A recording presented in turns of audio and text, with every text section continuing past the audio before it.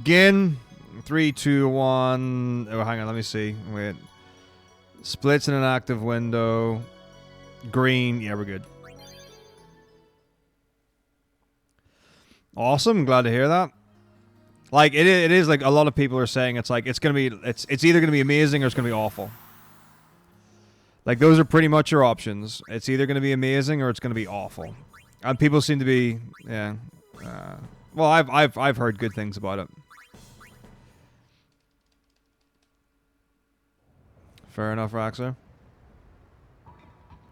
But yeah, it's fun when things are broken.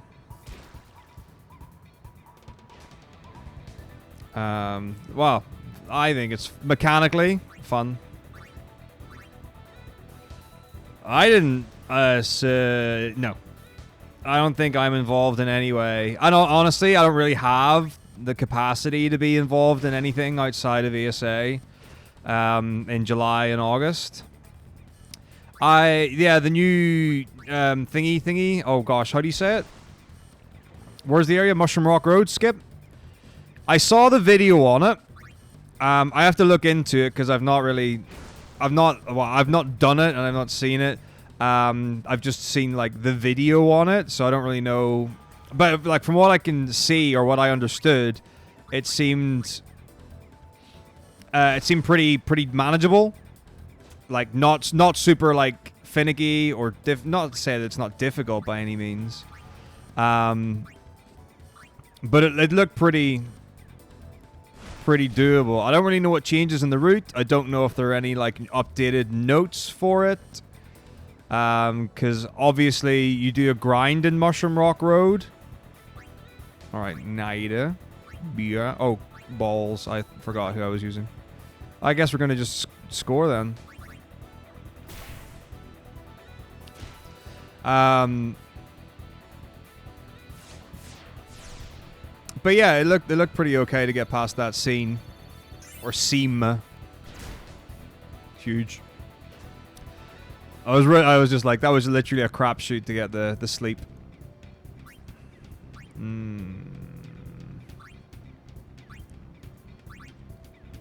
Ike. Alright, good. Winner. So we are going to do some hardcore passing to try and build up some levels up front. Really going to focus on the back row. See what I can get done with Bada and Jasu. And then take it from there. But we're going to be a little more intentional with what we're doing. But yeah, so yeah, the grind in Mushroom Rock Road, you get levels for Yuna, you get levels for Kamari. Obviously, Sinspawn Gui is different.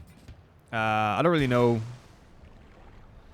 how much else is. In fact, do you still fight Sinspawn Gui? I don't even know where it puts you out of.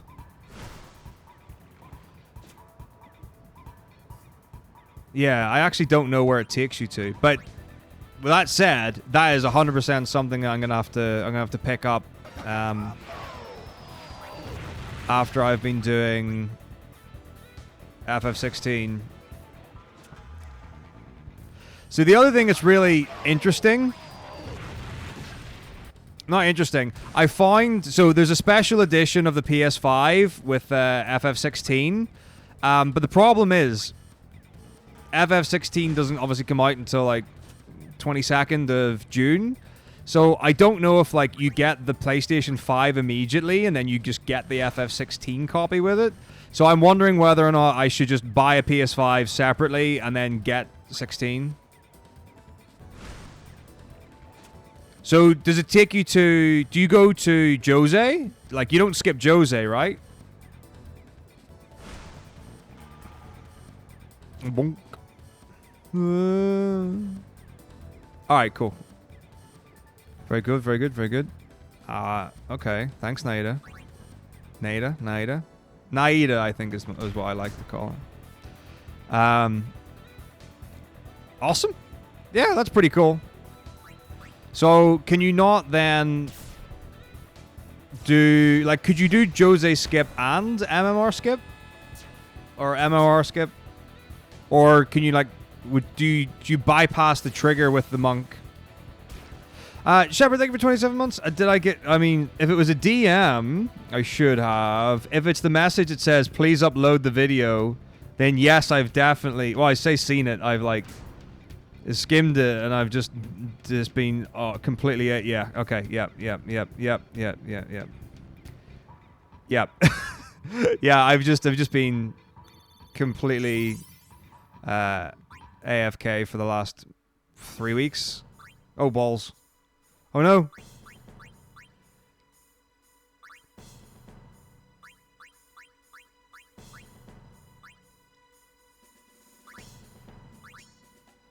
Oh yes, yeah, I remember seeing that because obviously you get the the thingamajig for Auron, which stops you getting the back attacks. No, I'll definitely get you sorted,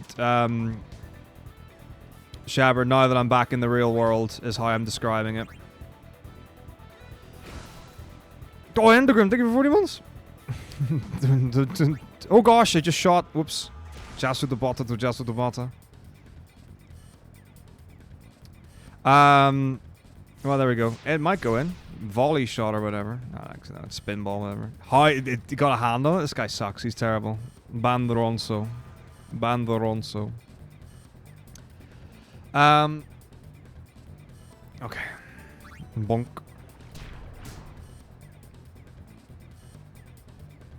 Nice.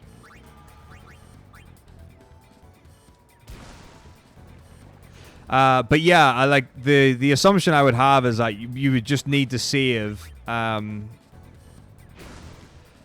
So if you do Guadasalam, you can save in Guadasalam. Whether or not you can save right before Guadasalam skip, I don't know. There is a save crystal at the beginning of Thunder Plains, but I reckon you could probably get into an encounter before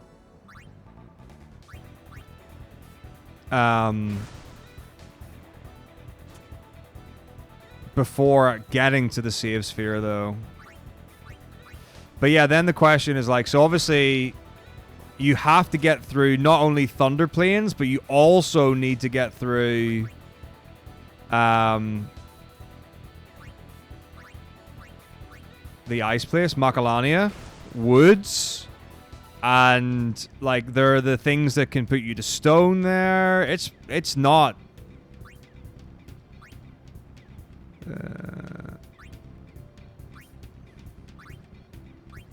it's not like a free area by any means to get through.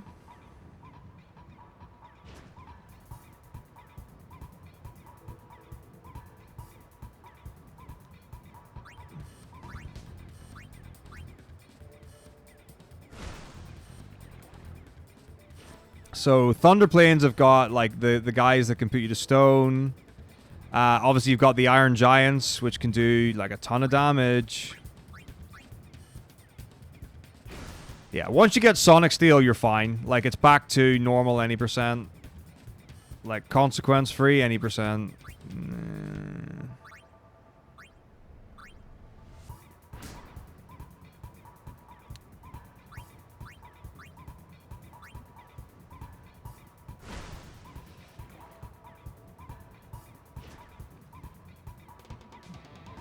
But yeah, you're definitely in for like potential game over up until that point.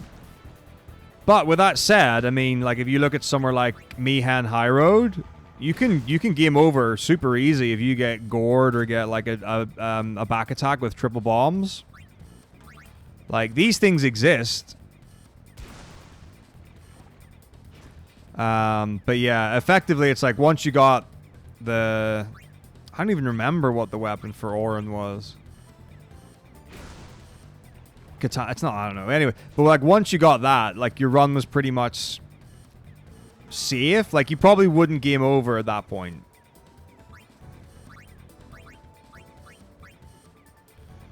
And then, you know, once you've got Sonic Steel, you're locked in, free win.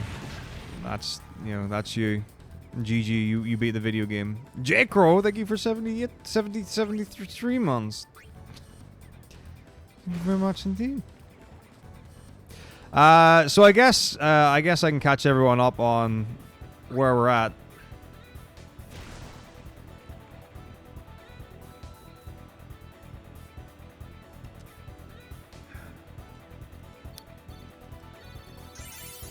Nice, some tasty levels there. It'd be nice if you could get like an XP plus. Ooh, third place. Well, tied first, but whatever. Dado, my boy, stay with us.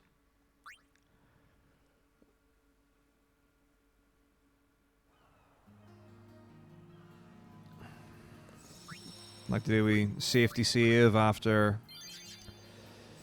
re-signing players in case I accidentally run out of money and can't sign them again and end up screwing myself. Button up last ESA summer stuff. Excellent. I have done very little for ESA summer. For example, I still haven't booked my flights. Although I have got the hotel booked, which is only because other people are involved. If that wasn't the case, I definitely wouldn't have got a room yet. And because I wouldn't have got a room yet, that means I wouldn't have got a room. The hotel's already booked up. Crazy. So yeah, I need to get travel sorted.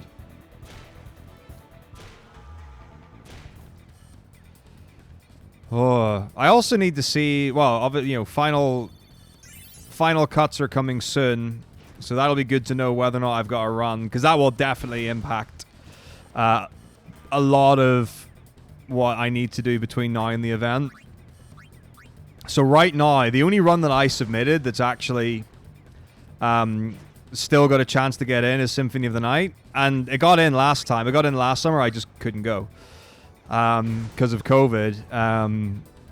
So, I would hope that it's got, a similar chance to last time. Obviously, I don't know. I've got no say in scheduling or whatever. But, like, that would be my run.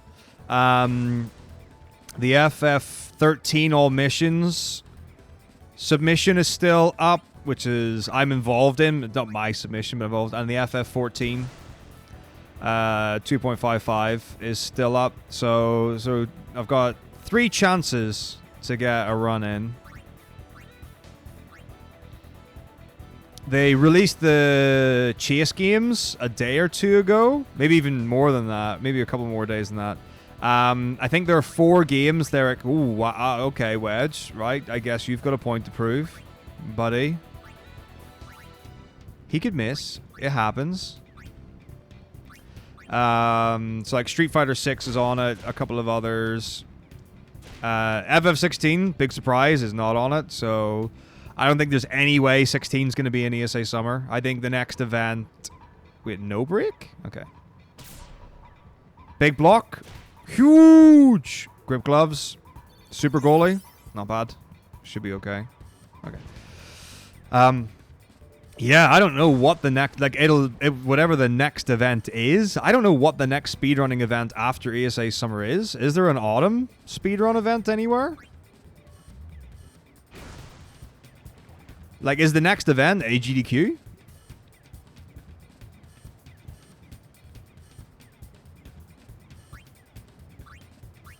It'd be a bit of a bummer if that was the first showing of it. Just because I'm selfish and European. Wait, yeah. I always get confused with that now because the difference between being European and being in the European Union. And I'm like, am I European?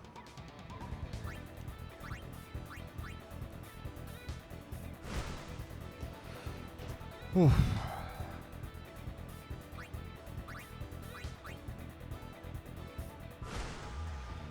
For life. Right, so, okay, I guess, yeah, I said I would update people on what's happened, so, with more, yeah, well, for some of us. Right, so, if people didn't know, it was probably like 3 or 4 weeks ago, let's say just a month ago, a shitstorm was coming with school with regards to coursework, which is why I said I said I would be taking 2 weeks off. Or at least it was definitely going to be 2 weeks minimum. So coursework is work that you prepare in advance and then submit for your exam. It gets marked up front. So technically you could describe it as being banked marks, like marks you've already got walking into your exam. And then you put that with your exam mark, assuming you've got that, or, you know, if it's an exam subject as well, not just a coursework subject, for that. So we've got 2 exam years, UK-wise, GCSEs and A-levels.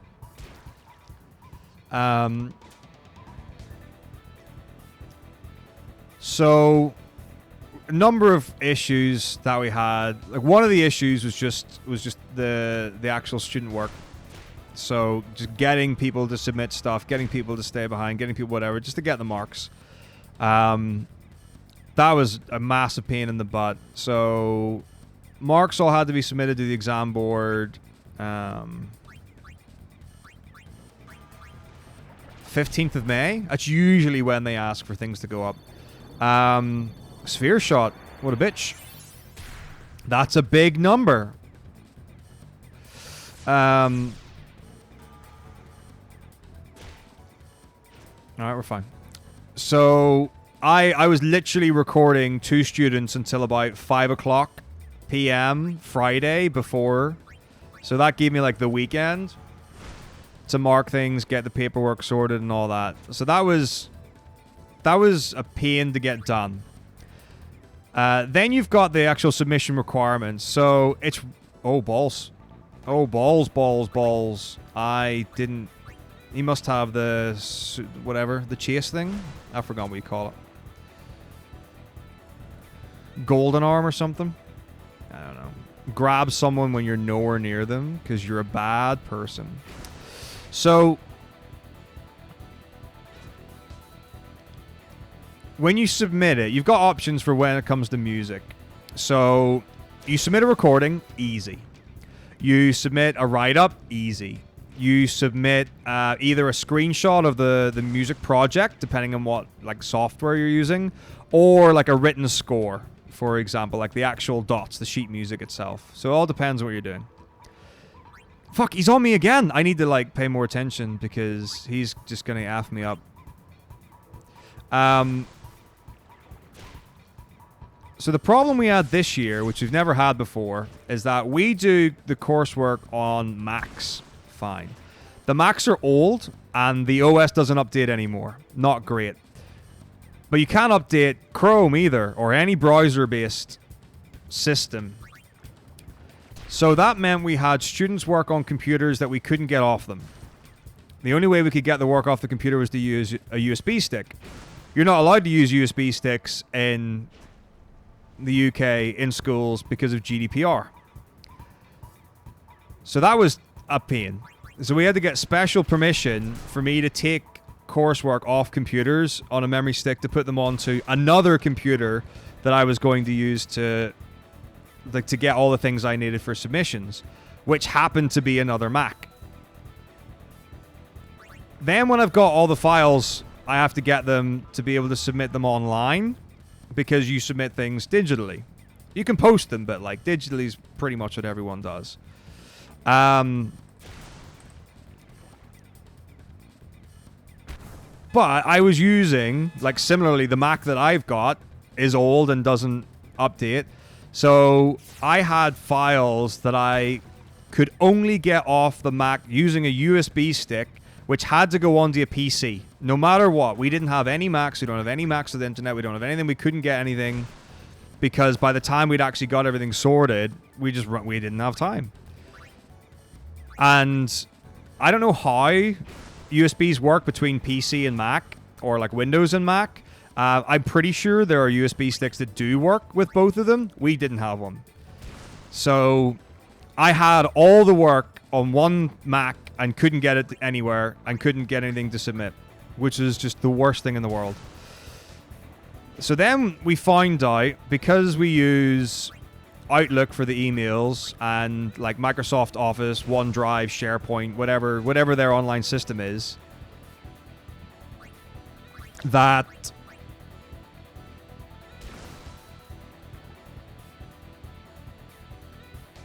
sometimes when you would do a periodic update, emails would work. So in like the 3-day window that we had, there were 2 days that I had access to emails using the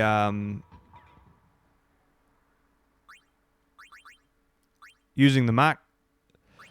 So the only solution that I could think of, and then no one had another one,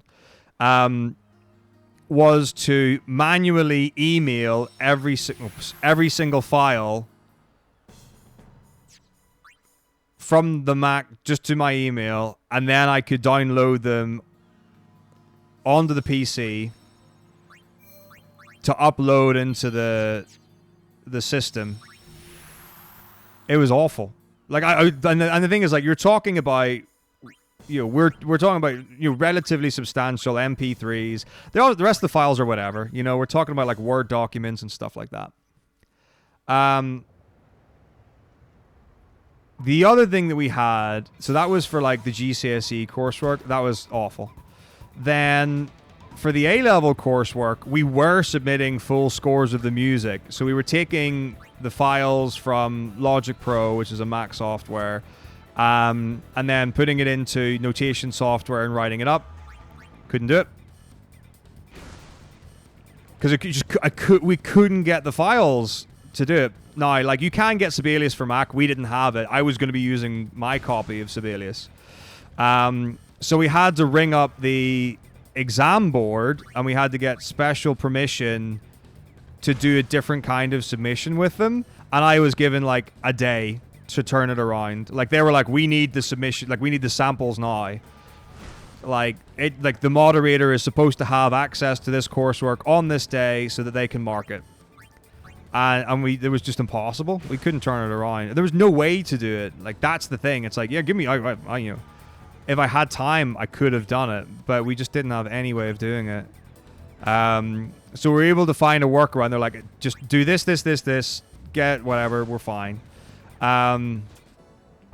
So that was 2 days of absolute hell trying to just get that and sort that out. And then we got the sample request for the GCSE work like the day after. And we had to get a day's extension on that as well. It was just the most ridiculous thing. And it was just the worst. It was just the worst experience that I've ever had with submitting student work. And it's the worst thing in the world because it's not my work. I've got my GCSEs, A-levels, my degree and whatever. And you're just sitting there going, I really hope nothing goes wrong, because right now I don't have like work to submit for these students to get a grade and all that. And the exam boards are really good. Like credit where credit's due. Like, the support they gave was really, really excellent, because they weren't like dicky about it in any way whatsoever. They were like, don't worry, the students' marks won't be affected. We know what the issue is, blah, blah, blah.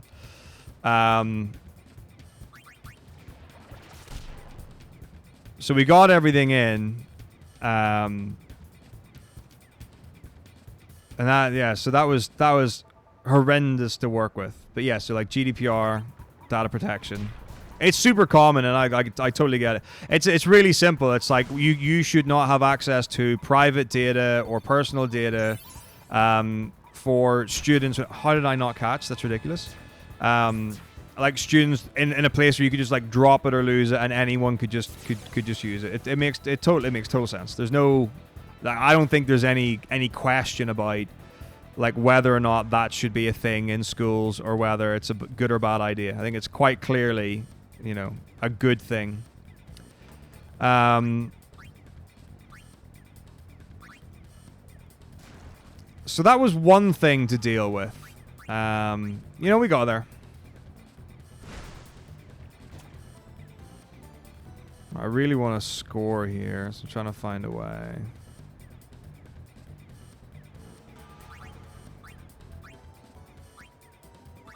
Well, the thing is, there would be no issue for us doing something based on a cloud if I had access to the internet. Like, that's literally like all it would have been, is that if the students had access to the internet where they could have uploaded their work onto a shared drive. Like, that's what we've done every single year. This is the first year we couldn't do it, and I told them weeks ago. Like, I told them so long ago. I said to the IT team, I was like, we don't have... Like, we pretty much don't have access to the internet. How am I getting... Oh, well, the thing is, schools hate Macs, and that's fair. I ain't got a problem with that. As far as schools are concerned, they're awful. The main reason they're awful is that they don't work well with servers. Something like that. Like a PC, you can have all the students on, you know, an account on one server. All the PCs have access to their stuff. It's great, fine, and whatever. And then Macs just seem to always have problems with that kind of stuff. So from my understanding, like IT departments, or not departments, but like tech people really, really don't like Macs. But yeah, the fact we have a Mac room's great. And like the software works fine, but they're getting rid of them this year is what I've been told. And we're going to Chromebooks. Yay. Which is whatever. But, it is what it is.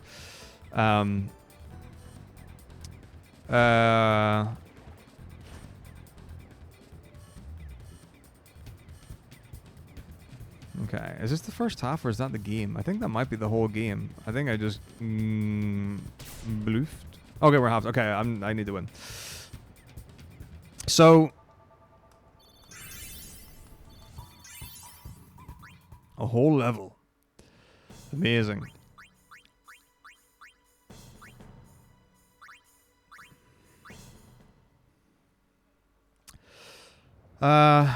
So yeah, we got that done. That took quite a bit.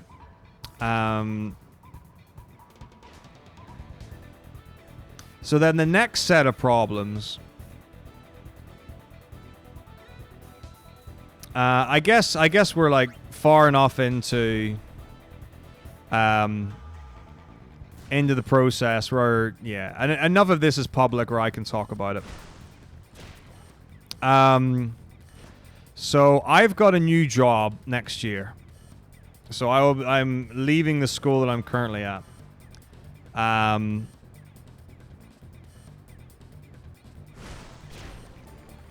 And we're trying to do everything we can to set up for next year to make sure things are successful. So the first fun thing to deal with was someone in the region of, if you were to think about responsibilities, who you could describe as like my boss's boss, or even boss's boss's boss.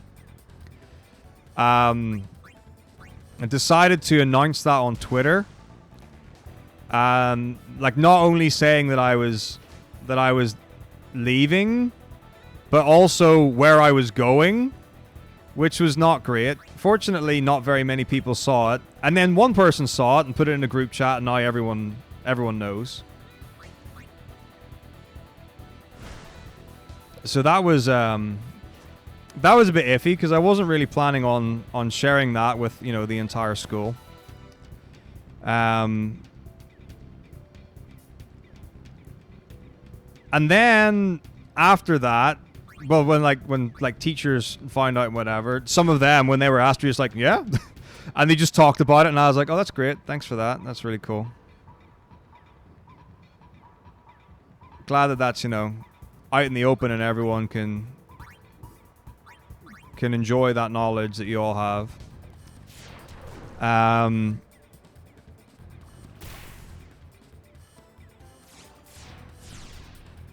So no one's applied for my job yet, and the job ad's been up for like a couple of weeks now. It's been up for like 3 weeks at least. That's not a good thing. So they've now put up like a temporary job and the full-time job, like an advert for both at the same time. So that's really tricky. So like, I'm trying to set the team up for next year. So we're talking about things, okay, let's get the production locked in so we know what show we're going to do and we can start getting tracks on that. So it's like, all right, so we went through, got a show.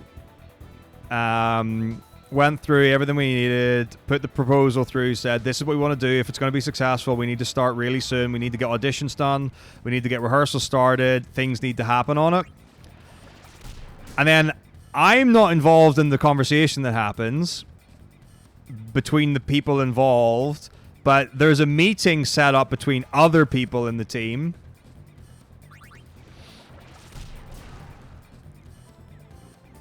And the conversation is to the effect of, let's just wait for now. Let's have a meeting and let's see about this.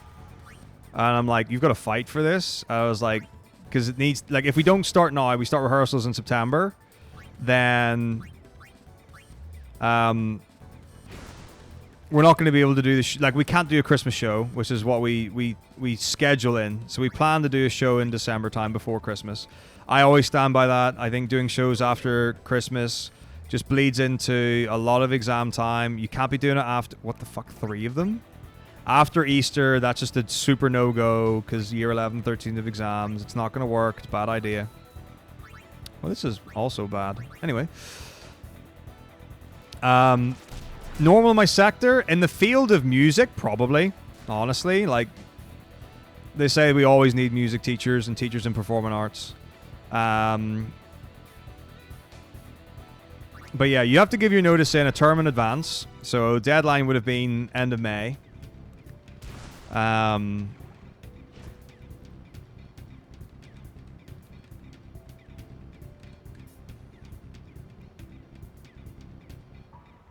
But yeah, I don't know.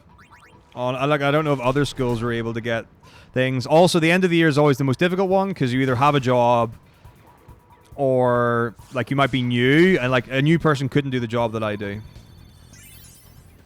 It's one of these ones where like there's a tons of stuff where like people are publicly saying in governmental positions about the importance of the arts. People are saying, you know, we need to do this, that, and the other. There's no money for it, and we're not getting it. But you know, there's no point getting on like a podium about, you know, the whole thing and whatever.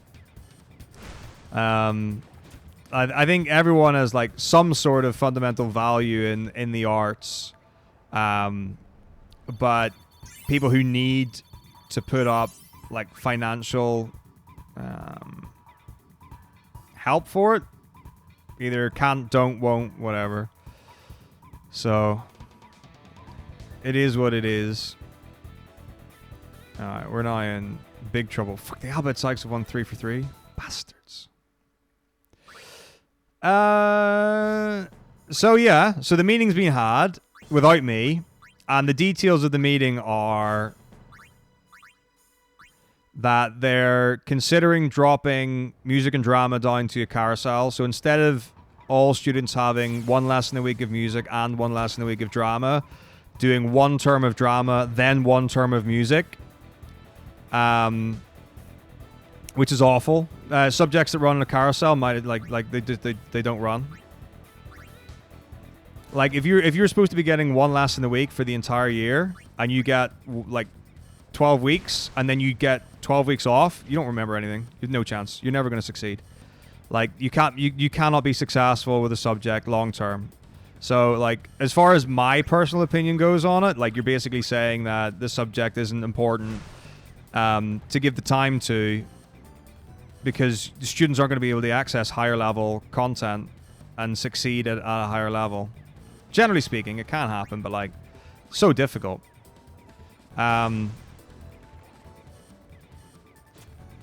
They're saying put a pause on the show until January.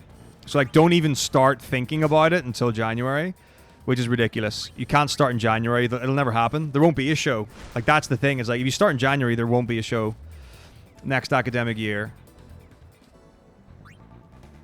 And then they're talking about getting someone in just to do like help with exam classes. So it just seems like we're absolutely shafted. And the thing is, I don't know where it comes from like a running the ship kind of perspective.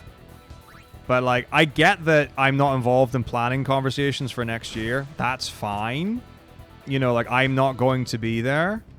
But they've not asked for any help. They've not asked for anything. They've not asked if there's anything I can do.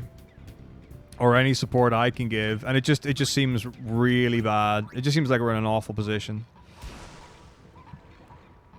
Like, it just seems like things are going downhill, and there's just no chance. And I really, like, I don't want performing arts to die at the school. And it shouldn't, no matter who's there, it shouldn't matter, like, who's teaching. Obviously, you want excellent people in their field, no matter what the job is. But, like, one person shouldn't hold, like, whether something works or not. Like, in their hands. That shouldn't be a factor or a thing. So it's a real bummer. But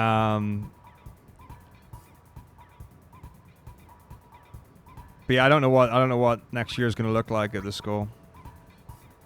But it's been such an awful experience with various things, and that's just really sad. To be the case, like, I'm not mad about it, but I just don't want to think of a position where it's like, you know, I've been at the school for 5 years and we've done a hell of a lot. We put a lot of time, a lot of effort, a lot of energy, and we've created some amazing things. And from my perspective, and I think we've you know, I don't know, but that wasn't nice to hear today. Because we got out of that. Like, we fought through the trenches. As far as academic goes. Obviously not actual warfare.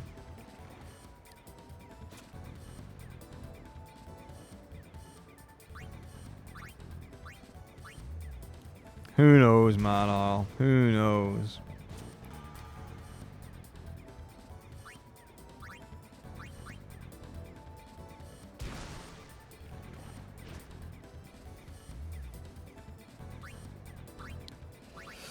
So there we go. That's what I've been dealing with for the last few weeks.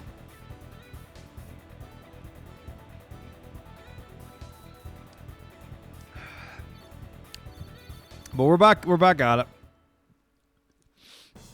Back into the routine, back into school. Normal stuff.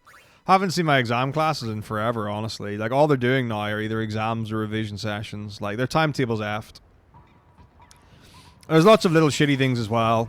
Like, normally, I assume this is true for most schools in most countries, but like, when you're in an exam year, you typically get a final day.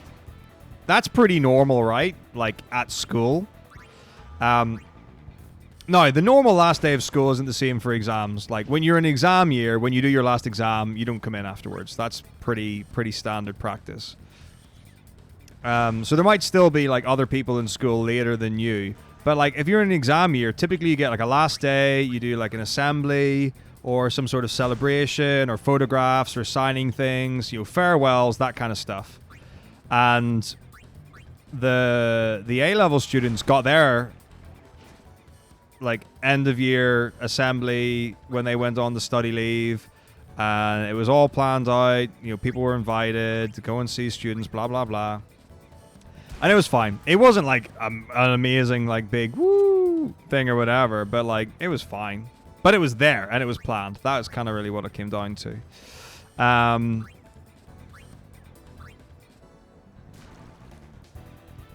then you've got, like, prom or whatever. Year 11's never got one.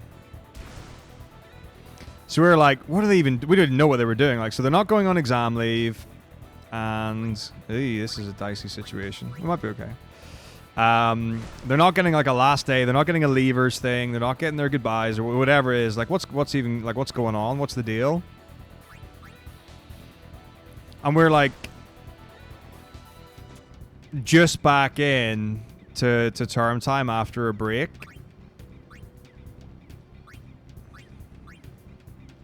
So we get an email today, and it's like, oh yeah, we're thinking of doing leavers assembly 2 weeks Wednesday. So, like, if you want to, like, prepare things or get things ready, or if you'd like to see something, like, feel free to suggest. We're like, they've all, like, finished by then. Like, I don't even know who's going to come in for that, because quite a few of the students will already have had their final exam. And it's like, it's not about having everyone in or whatever, but it's quite nice to have, like, the whole group there. to do a big presentation for them, but I don't know. It just seemed to be like, oh, that's a bit last minute, or it's not been thought out, or it's just been left, which is disappointing. And it's disappointing for the kids. Like, I don't care about the staff or anything like that. And yeah, you can say what you want about the exams being the be-all, end-all, but it just seems like that's an important thing socially that was just kind of like thrown away, or at least like left by the wayside.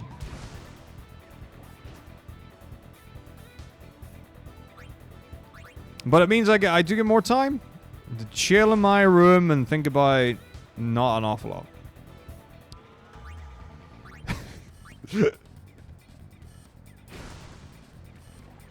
The music exams are all next week.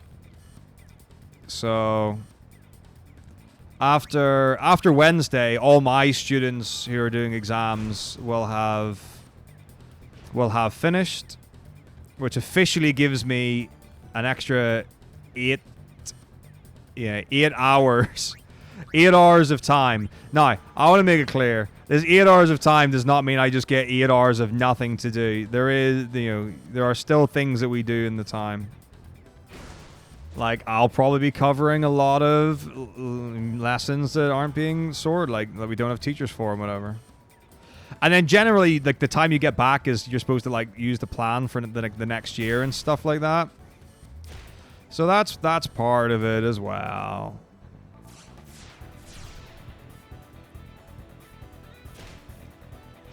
But yeah, I will be glad to see this academic year done with, because it's been a whoa, okay, chill. It's been a bit of a rough one. Like, last year was definitely worse as far as the year went, but this whole leading up to the exams has been grim.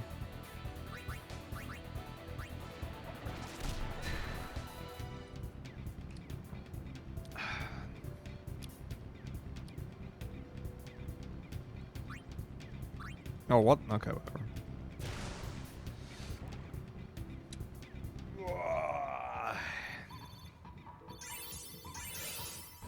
Very nice. So yeah, I do really need to get like properly on top of everything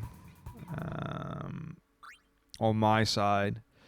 So I definitely have done effectively nothing in terms of preparation for next job. I mean, as far as like setting up things and travel and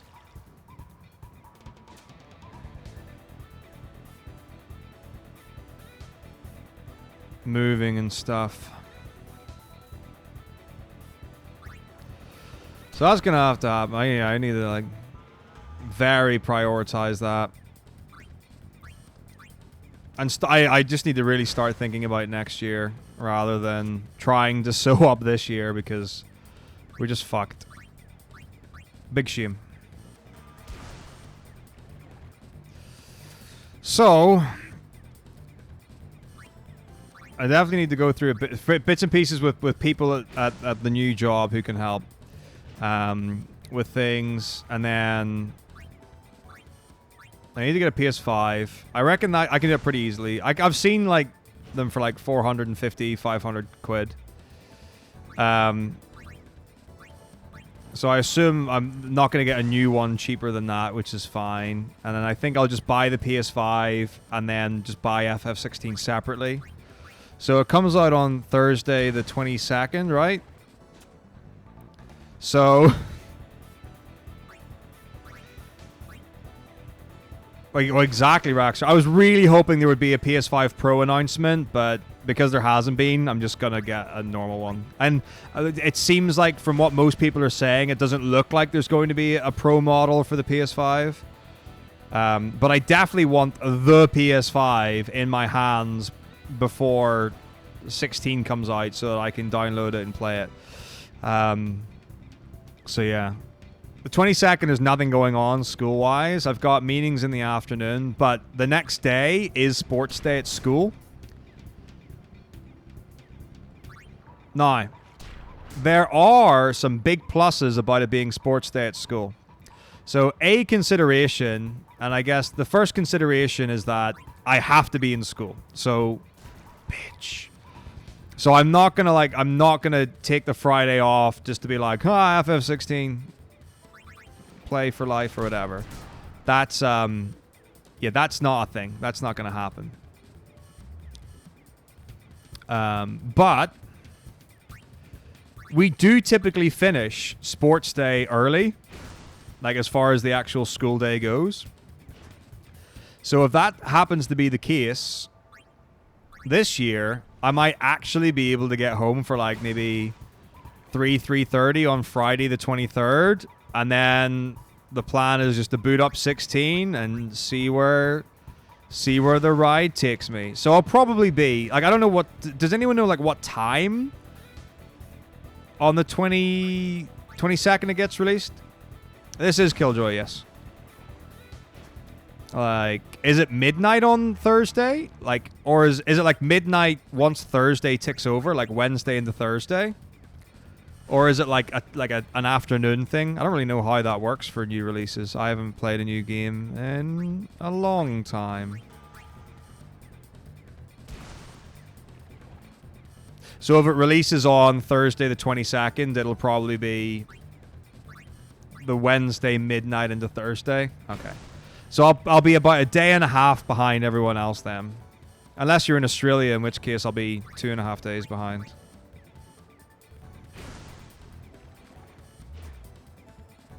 But, you know, what are you going to do? I guess you could move time zones.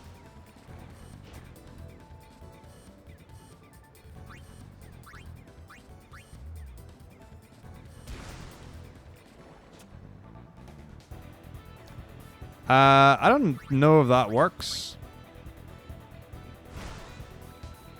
I mean, I would assume it doesn't work. Or maybe it's like, because yeah, it'll be a digital download. Like, it's not going to be a physical copy. But I don't know how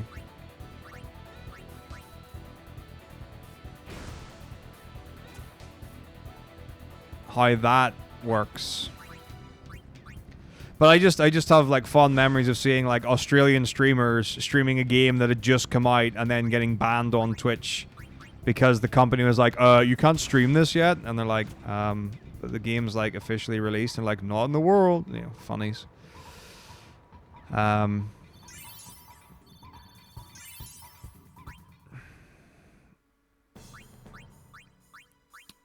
But anyway. I mean, that'll give me at least a good, 2.5 days to see if I can get through it.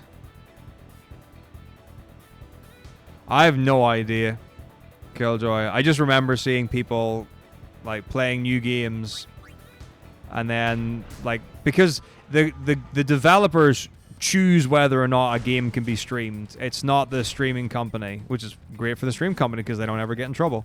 So all a developer has to do is say, I do not authorize my game to be streamed on your platform, and then you can't do it.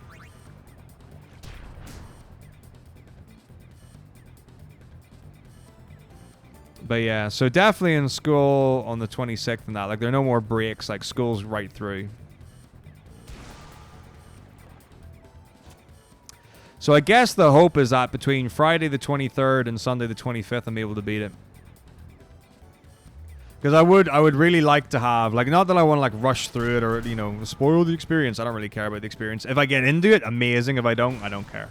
My primary focus is not to find a new game that I love. But it is, part of it is definitely to play a new game.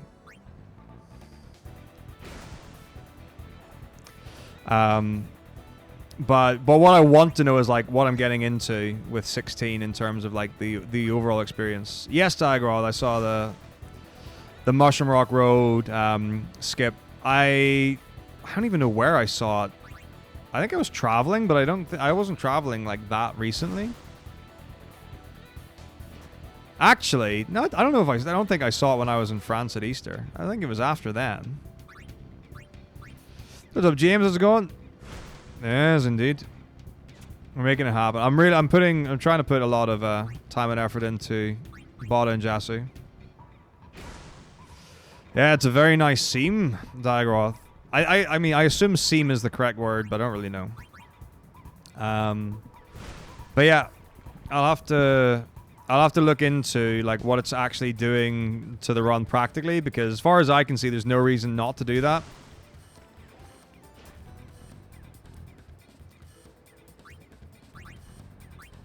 Now, unfortunately, I don't have to worry about it until Christmas time, so I do have quite a lot of time to get it down and what have you.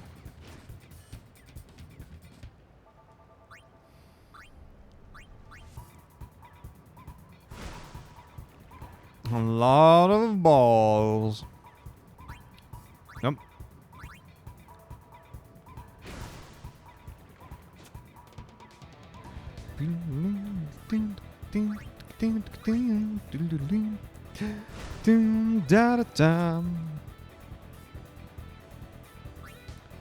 But yeah, I don't know if any other runs have had differences in updates and whatever. Did anyone see GDQ? I've heard bad things. I'm not slagging off anyone or whatever. Peaceful equipment. Oh yeah, that happened ages ago, Shepard. So what you do in FF10 is there's a tracker, an RNG tracker. So you don't manipulate. Well, no, I think it's tracking. It's not manipulating. But you track the RNG, and then what happens is you can force things to happen. So, for example, certain actions that you do in fights can affect the RNG. You could also, I guess, like take intentional encounters to like change what you would get in the next area. But the general idea is you track everything, and then you can see what drops you're going to get, what you have to do in various pieces like that.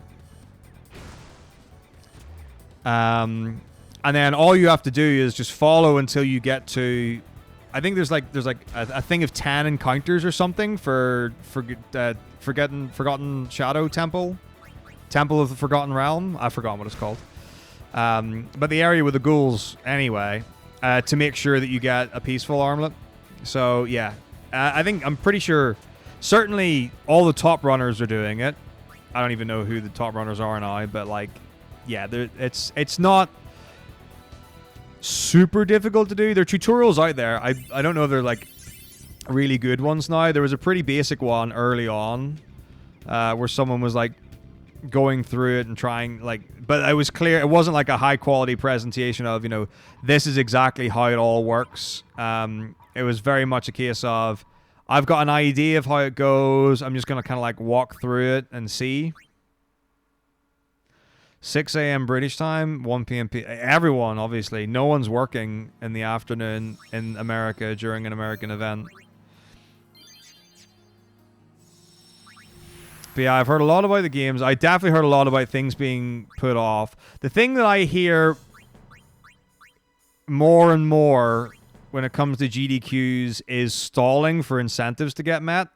Like just hanging on intermission screens and delaying runs and stuff so that like incentives get met.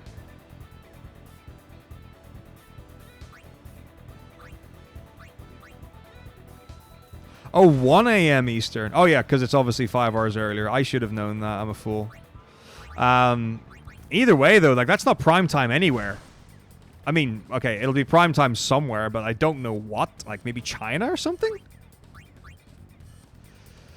So that's one thing, but yeah, the delays and the tech stuff, like, I don't know how it's happening. Well, actually, my uninformed opinion would be that the fact they're doing online, on-site hybrid could be affecting their technical stuff. But, like, I saw their credit reel at the end. They've got so many people. Like, there's so many people who are working on a GDQ event. I just find it shocking that anything would be less than pristine in the quality. Oh, I also heard that online runs had bad balancing of audio, video, and delay and stuff. What's the Florida thing? I'm assuming that's like a... like, not to do with like where the event is. Yeah, I'm assuming it's like that's an America thing. I mean, like, for sure, like, I was like someone had mentioned something about the event. Like, I haven't watched the GDQ since 2014 or something. or not been interested in watching one in that long. It just hasn't interested me in any way.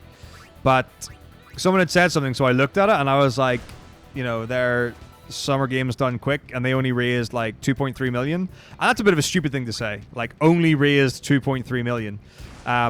That's obviously crazy amounts, but like,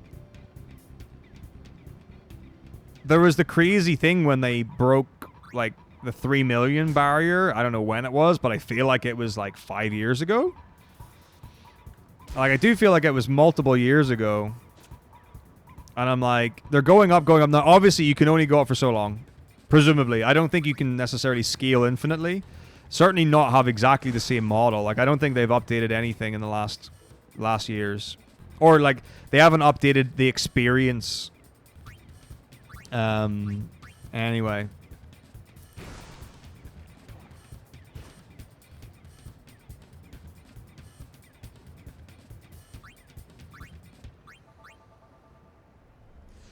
So, but I imagine like you would plateau and you would maybe like have like a slight decline or a gradual decline, but like, I don't know, it seems like a big drop, but it, you know, it could be economic crisis, all the rest of that stuff and what have you.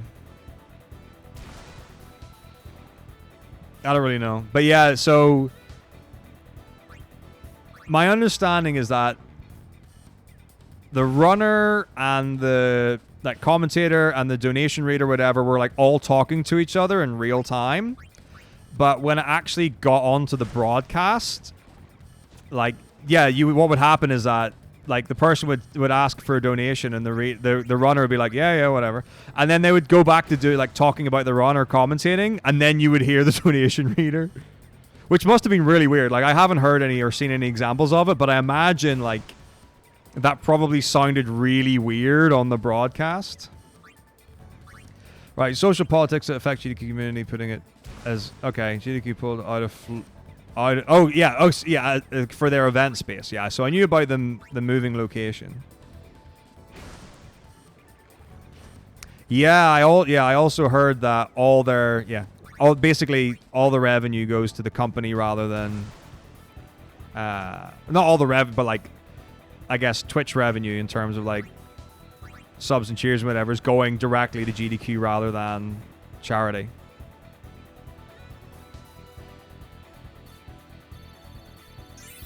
That's crazy. So they had the venue locked in for another 4 years. So they're paying off a place that they're not actually going to.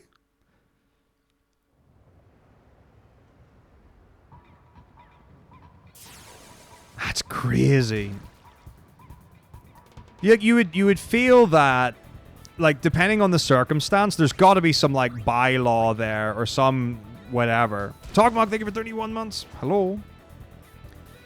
You know, it's like I might say, right, I'm gonna pay a lease on something, or I'm gonna rent something, or I'm gonna hire a venue or whatever, and I'm gonna book it for like 4 years, and I'm gonna have, you know, you're gonna have a contract for that, but surely there will be some sort of concession. Like, if you're just like, oh, I disagree with you, so I'm not going to use your place, fine, that's on you, you know, that's your choice.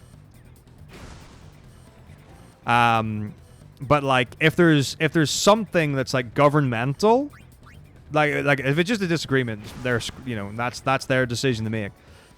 But like, that seems like a really tough stance to take. And by tough, I don't mean like, you know, good on them for, you know, making the hard decision and sticking it out, but like, it seems like I don't know, a bad decision to have to make. But yeah, like, absolutely. I mean, like, I 100%, or like, surely, if I book a hotel room and I don't check in, and someone like goes to, I bet that room goes up.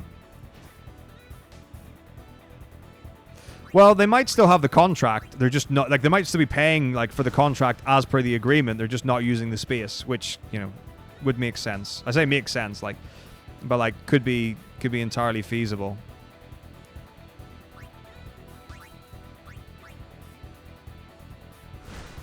But no, I couldn't imagine like dropping a venue and then, you know, it's one thing to be paying off a venue you're not using. It's another to then also have to pay a different venue. for like holding the event that you are. So I wonder if the reason they're doing hybrid is to save money on having like a smaller venue or something.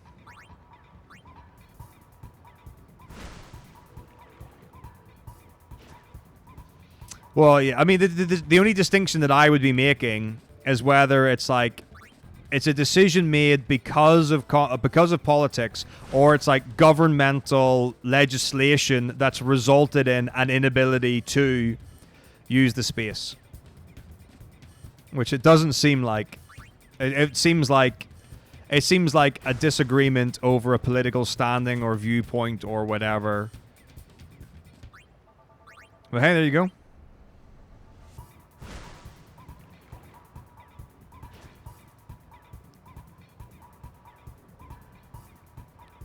Yogachi!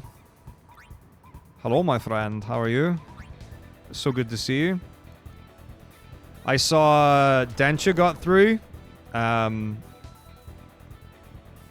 yeah, that's what I meant. That's what I meant, Killjoy. Yeah, Densha for Isa. How am I? I did a recap of where I'm at.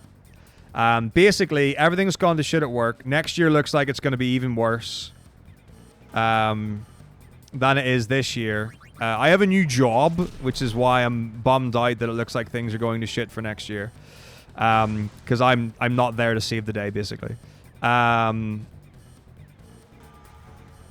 And getting all the work sorted for exams was the worst thing in the world because I was using devices that pretty much didn't have access to the internet. And I had to upload things to the internet. It was great. I don't even know what's going on in Florida. Like I'm very ignorant of. I'm very ignorant of politics. And that's not like global, like that's as local a level as you want. The new job should be great, but what I'm saying is my current, like the place that I'm at looks like it's going to be in a real bad situation next year.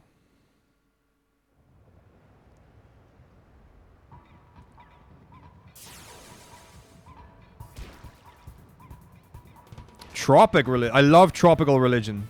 Yeah, I don't mean like I'm going into a worse job. I mean that the job that I'm in currently has been really tough. There's been some really bad stuff, really difficult things. There's been a decline anyway. There's been various things and whatever, but you know, not to go into. And then like they haven't got someone lined up to take my job. They're making cuts on certain things. They're pushing things back. So it looks like. You know, it looks like things are just going to fall apart next year. And I don't want that, you know, I don't want that to be following on from my legacy is like, oh, well, you know, everything's gone to shit now. I'm like, great. Well, that's not what I need in my life. Yeah, I'm definitely... Didn't get the ball? Huge. That guy sucks.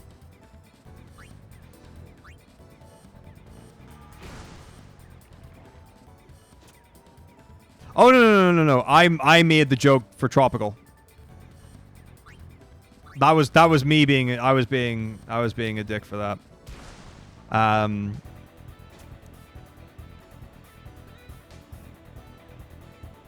But yeah, I mean, I saw there was I don't know what state it is, but there's like new legislation. Hang on, I think this is right. Did I see somewhere that there's a state in America that made legislation defining what a woman is? Like the first US state to actually have like legislation on that?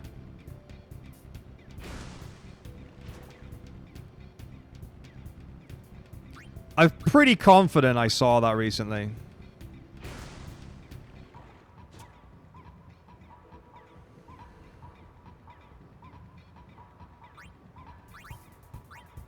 And like, fair play.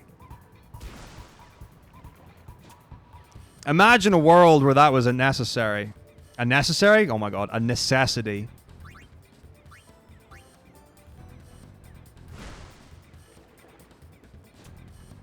Like, that's a nonsense. So, like, I think right now, the way the UK are doing it is fine. I don't have, like, super strong opinions on bits and pieces, but, like, not teaching children... So, in the UK, it's called relationship sex education. It's called RSE, not just sex ed. Like, it's a fully developed curriculum, and it gets taught from year 7, which is when you're about 10 or 11 years old. And I think not going into that stuff at that age is reckless now.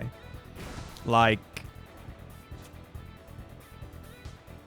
yeah, I think, like, it's really important to have an understanding. And that's a totally appropriate age now, because it's like, so what is it, like average age of people who are having sex, 14, 15, something like that. But there are plenty of people who are having sex who are 12 and 13. There are plenty of people who are having unprotected sex at 12 and 13 who can go to a sexual health clinic and get condoms for free, underage, and whatever. And the thing that's crazy, right, is like, this is just, I'm just ranting now about adjacent topics, but like, that there are families that are happy for their children to be drinking alcohol at the age of 15, but aren't happy for their children to learn about relationship sex education at that age. But that's a me thing. Like, I don't have a professional stance on when it's appropriate to teach sexual education.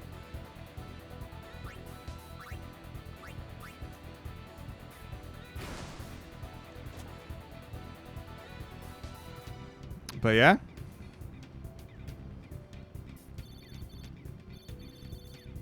Crazy world.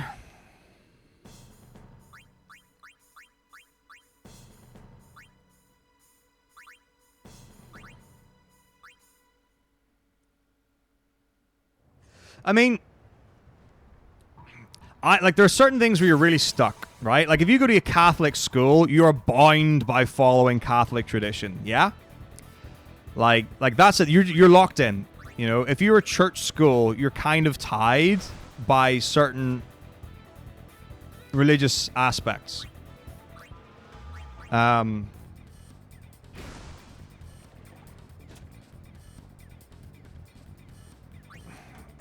then, you know, and it's like, is there an argument for whether or not it's appropriate to have church schools? No. I don't, you know.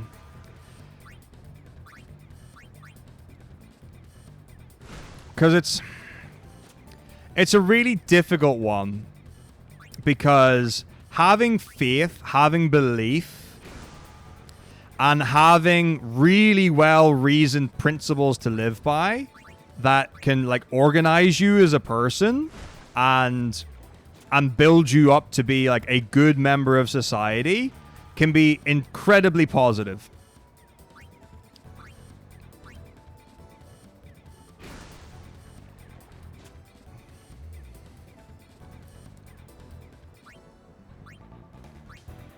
But there are some things that you're not going to stop happening,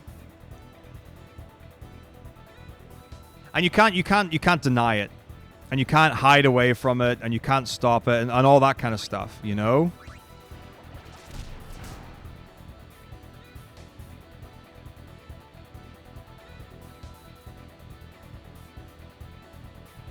Speedy Jasu. Well, I mean, the thing is, like, that wasn't just, like, Catholic Church. I mean, depending on how recent you want to go on something like that. You know, like, you get, like, there's the classic discussion of when you talk about things like patriarchy, male-dominated society, and how women were treated unfairly. And then, if you go back far enough, it's like everyone had it pretty bad.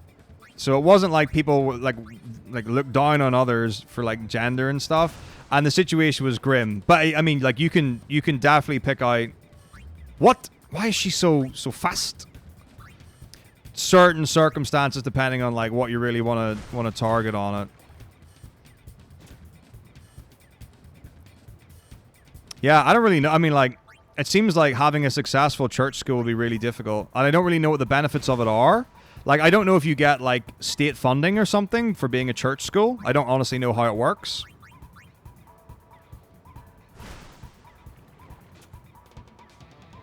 Yeah, I mean, at the minute I live in England, but Northern Irish politics is funny.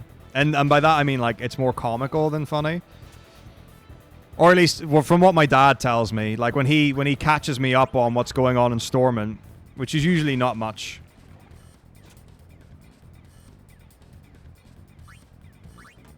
To be fair, it does seem like being a politician in Northern Ireland is a pretty cushy job.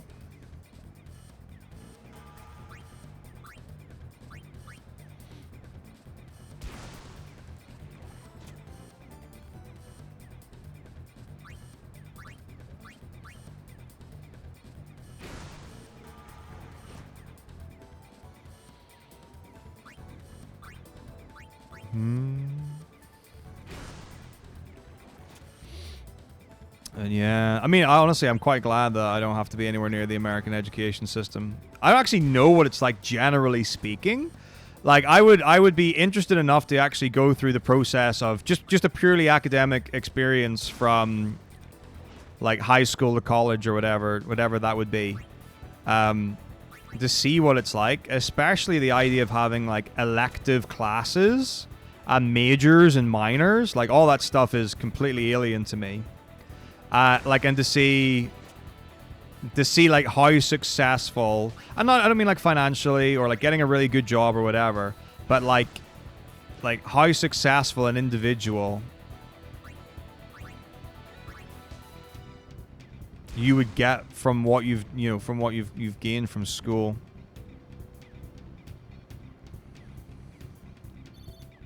But as far as like individual and I think it's probably impossible because of how big America is, like, to have any sort of consistency. Like, it's fair to say that the curriculum in England is pretty much going to be the same around the whole country. Yes, you get, you choose what units you do, and you can choose like different books or different texts or whatever it is, but like, I think you're going to see a lot of consistency across, like, even like the United Kingdom. But, like, being able to cherry pick different things curriculum-wise across something like America. And then also, like, have an individual school be like, well, we're not going to teach this and we're going to teach that. And it's like, what? That's crazy.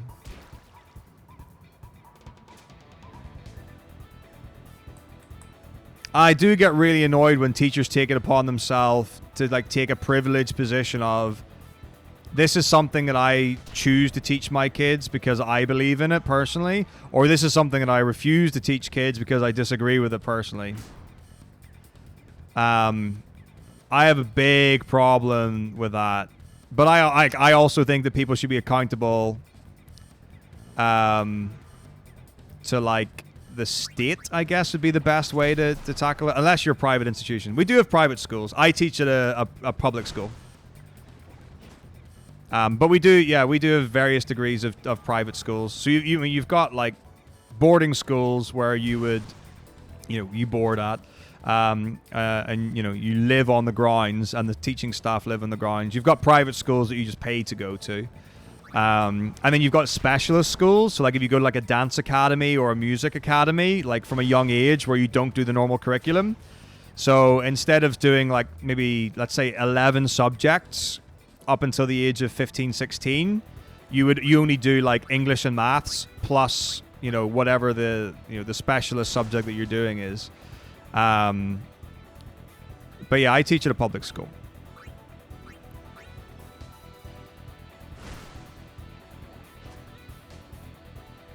But yeah, the idea to me that an individual person chooses what should and shouldn't be taught is mental.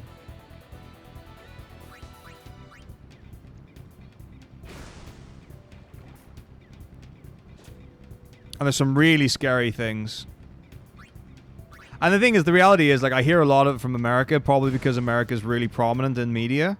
Because, like, I don't ever hear about, like, schools in Spain or Germany in the news. Like, I don't ever hear anything salacious or scandalous coming from like mainland Europe.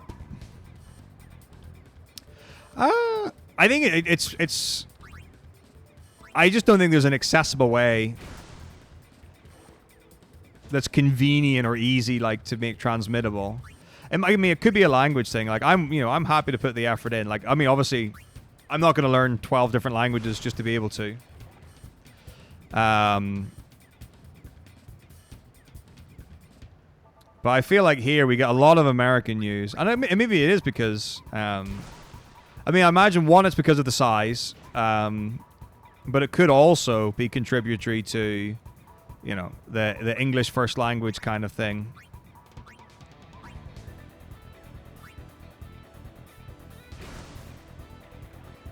But yeah, that's a lot of what we got. Because there are, like, I'm sure there could be crazy things going in schools in, you know, Eastern Europe and Asia and different places. I have no idea what any of it would be.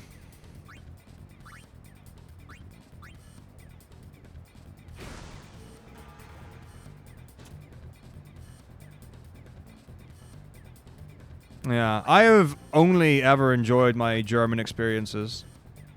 I haven't had a lot of them, but every one that I have had has been a very pleasant experience.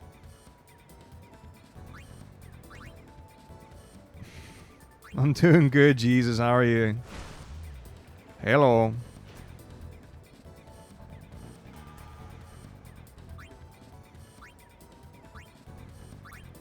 Yes, indeed. Oh, we're getting aft.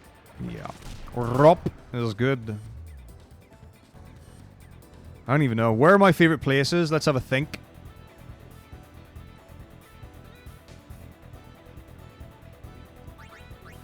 I do really like the Netherlands, but it's like... The thing is, people are really tall there. There are no two ways about it. There are, I don't want to say normal-sized people, but there are people who are, like, comparable to my height. Like, people who are, like, between 5'7" and 5'9", right? Like, average height to maybe slightly below. But, like, I had a lovely time in the Netherlands. I had a wonderful time going to the cinema, and I had a lovely time cycling, and I had a lovely time in rocking chairs at a dinner table. Because this is the best thing. I absolutely love this. The place I was staying at, the family believed that humans were made to move. Like, humans are made to, like twiddle and fidget and whatever. So they had chairs, like, not like big, like wild rocking chairs, but they had, like, it was like almost like a gyro thing where they would, like, kind of like move a little bit, like when you shifted. They were awesome. I loved that. I was completely comfortable the entire time at a dinner table. But a lot of them are incredibly tall. Like, I was standing in line, and genuinely, like, I was looking at people's crotches. I was like, there's a penis. There's a penis. There's another penis. That's a lady penis. You know, I saw a couple of belly buttons. I felt very happy when I was up to someone's belly. But, like, they're tall people. And it was fine, but I was just like, I felt very out of place. And I was like, no, I mean, I don't speak Dutch. But that was, like, you know, it was just like, there are very few places where I'm like, I'm really small here. But lovely people, had a great time. Germany's great. France is great. Have I had anywhere where I didn't like? Turkey was different, but I think that's just because Turkey's got a really different, like, I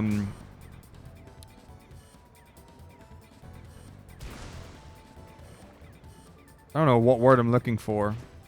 Either society or rules or expectations. You know, like when you go to a country where the traffic lights aren't even a suggestion.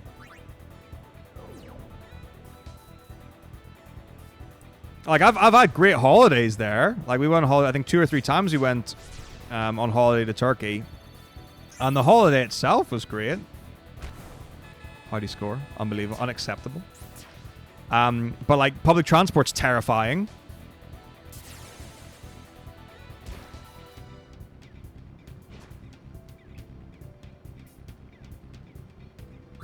Like, to be fair, I have had great experiences in America. I've been twice now. And everything was really good there. Still got freaked out by the size of the drinks. And...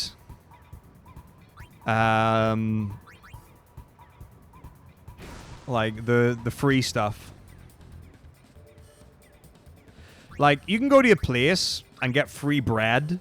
That's not crazy. But, like, you go to dinner, and you have, like, let's say you have, like, burger and fries. Or burger and chips. And you're like, this is really nice. And then they come back and they're like, you want more fries? I'm like, free food? You know, like, I grew up valuing my meat and potatoes for dinner. And you're just giving me chips? And you're not asking why? Pile them on.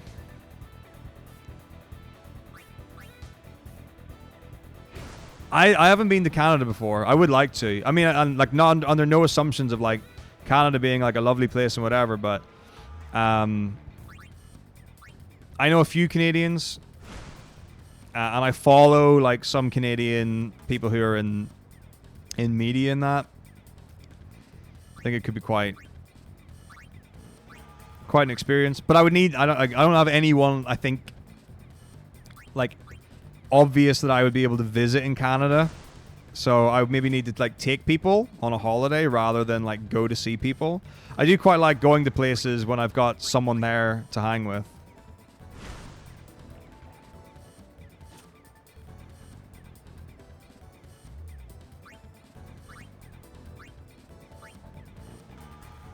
But thanks, Jesus.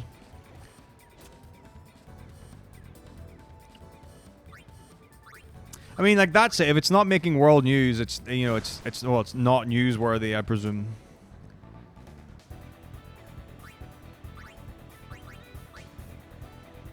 Really good breadsticks. I don't know. I'm trying to think of places. I don't know if bars have, like, peanuts just out on the bar desk. What do you call the bar? Is it just called the bar? What's the servery part of a bar called? Like the standing desk where they serve you? Is that the bar? I'm trying. My brain's like, it's a bar, but I'm in a bar. Is that how I express this? I guess so. My fury. Hey, we're hard losing. But we're leveling.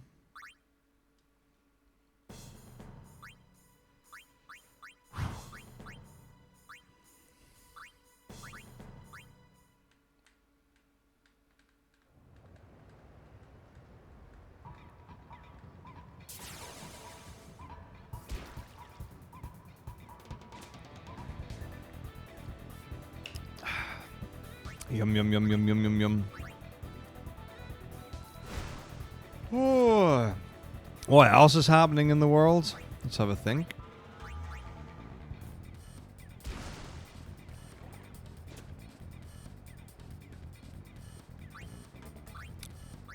I don't actually know. I've been completely out of the loop. Pretty much everything in the last couple of weeks. Is there anything of interest happening? Is there anything coming up? I mean, obviously, ESA Summer's on the horizon. The horizon. Oh yeah, I've seen a lot of people have been streaming Diablo 4. I don't know if it's any good. Is that the one with Lilith in it? I distinctly remember seeing something about some she-devil or demon. When you say English, like, do you mean like just England, like the English or whatever, rather than like the language?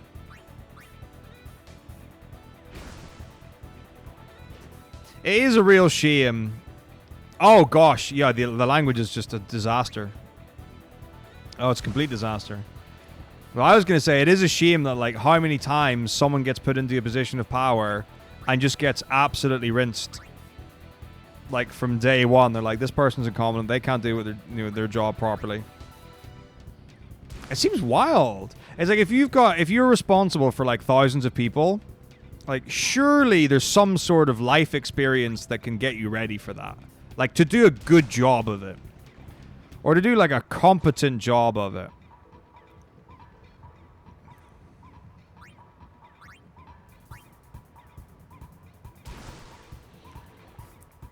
But yeah, I mean, I like hardcore played Diablo 2 when I was at school.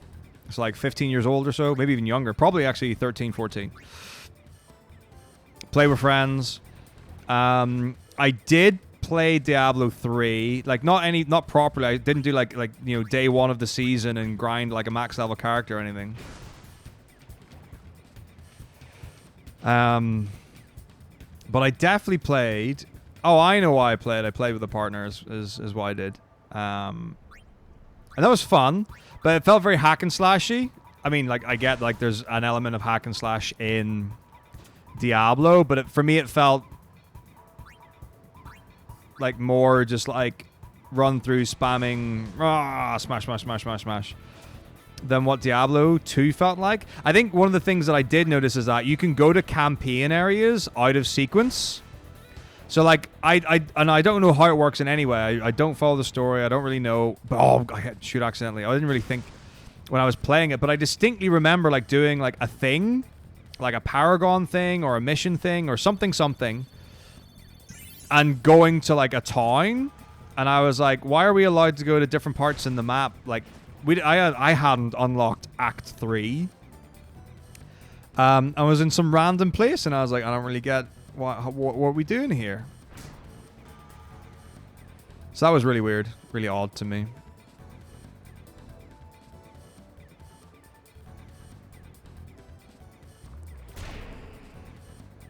But it was a fun Wii experience.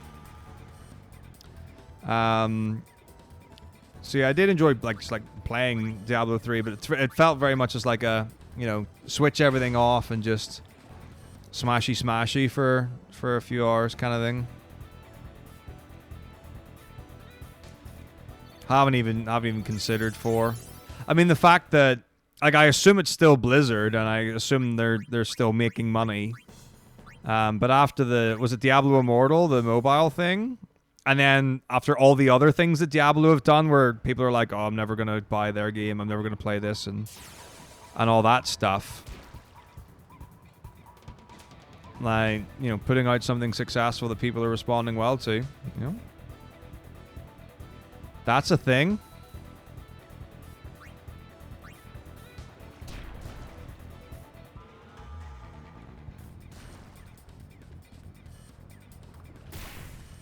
God, what a brave man, shooting from the halfway mark. Oh, okay. So are they like, is Microsoft saving Blizzard's reputation then?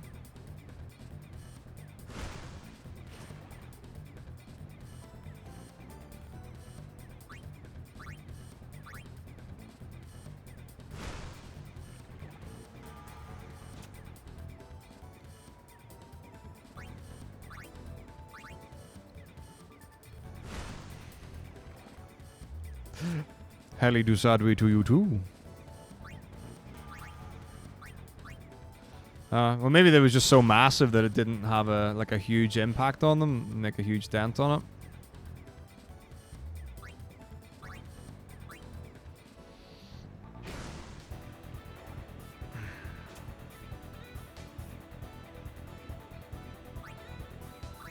I guess. I mean, like, I know people, like, make a big, like, public song and dance about, refusing to play a certain game or refusing to buy games from a certain company.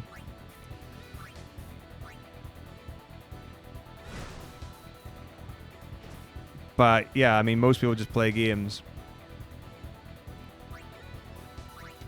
I mean, I guess, it's just, you've got, like the Harry Potter thing, where it's like, you have a game that's called Hogwarts Legacy. It's like so detached from J.K. Rowling and people making a massive issue about it. And it's like, why should I feel guilty for playing a video game?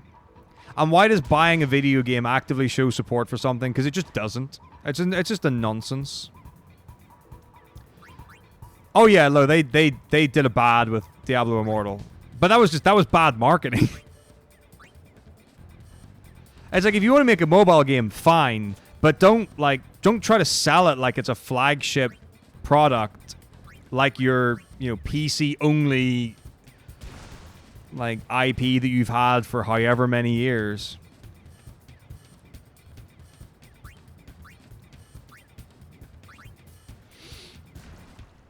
I mean, yes. So, I mean, obviously, like, I'm sure she gets money in all the Wizarding World things. I'm sure she's written that into contracts from whatever. But, like, someone gaining financially, like, why, I mean, you could say, you're supporting someone's well-being or living or whatever, but it doesn't mean, like, you support them as a person. Like, I can detach a financial transaction from the person with which I'm having it, regardless of where they fall in the line.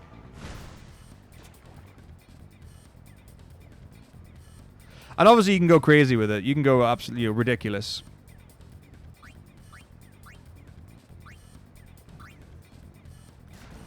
I mean, I remember loving the early PlayStation 1 Harry Potter games. Really enjoyed them. But I just, to me it's just a game. I don't care who made it. I don't care who wrote it or what it's based on. Like, I think there's a game... It's not... I think it's got some of the words like Gauntlet. It's not Gauntlet or the second Gauntlet game. And it's not Dark Legacy. But it's got words like that. Demon Souls, maybe? No, not Demon Souls. But it's got those kind of words in it. And it's actually like, it's a WotC D&D game. And I had no idea. I was just like, I'm just playing some cool game with a wizard and a fighter, dude. No, this was years ago for the PS2. It's not Dark Souls or Demon Souls or any Soulsborne or anything like that. But it's got those kind of words.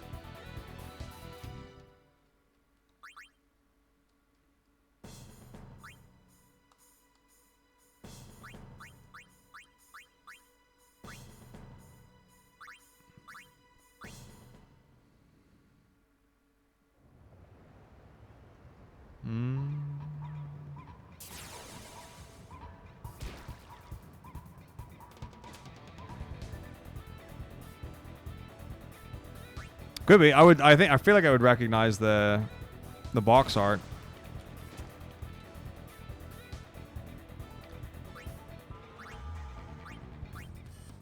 Yeah, it was definitely some sort of dungeony, hack and slashy kind of thingamajiggy. Oh no, it wouldn't be no Baldur's Gate. I mean, I played Baldur's Gate, but I know that. Not good. Oh gosh, I don't remember what the perspective was. I don't know if it was first or third. I think it might have been third, but I really don't know.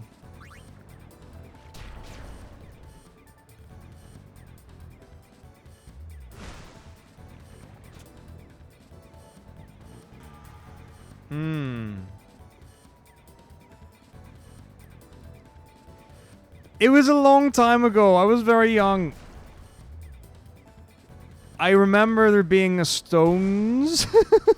Maybe like a stone wall on the cover. I think there was a dude with a scepter. Or a magic staff. Oh, it definitely wasn't tactical RPG. Like, it's not Ultima, I know that. I remember... Okay, I think it was third person. And I think I had a staff. And I think I shot magic. I'm not really that sure anymore. Oh God, why is everyone's stats so good? Right.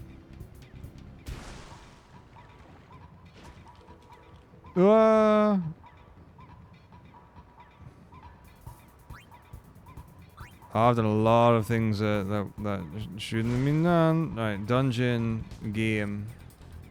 PS2 fantasy dungeon game. Oh, everyone's in a bad position.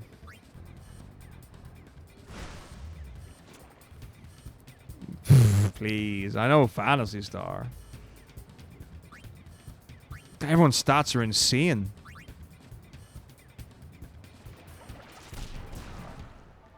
SMT, Kingdom Hearts 2, Fallen Star, Barat, Mana, Crossing, Digimon World, Dot Hack, Timigami, Atelier, Shining Force. No, it's none of these. Family Total Galaxy, Marvel Ultimate Alliance, Justice League, Xenosaga, Streambot, Metal Saga, Fantasy 11, Kingdom Hearts 2, Shadow Hearts from the New World. Nope. Dragon Grandin, no. Wild Arm, Gauntlet 7 Crows, no. Dragon Quest, no. Shining Neo Force. RPG Maker 3? That was released in the PS2? Coliseum Famila, Arc the Lad. Oh, I need to learn Arc the Lad. That reminds me. Silent Hill, Ease, Xenosaga Champions. None of these are the game. Oh, Lord of the Rings: The Third Age. I love that game. That's not the game that I'm talking about, by the way. I know it's not that, but I mean, when I first played Lord of the Rings: The Third Age, I was like, this is so good. This is so good, and I absolutely love it. Not God Hand. It's definitely got 2 words.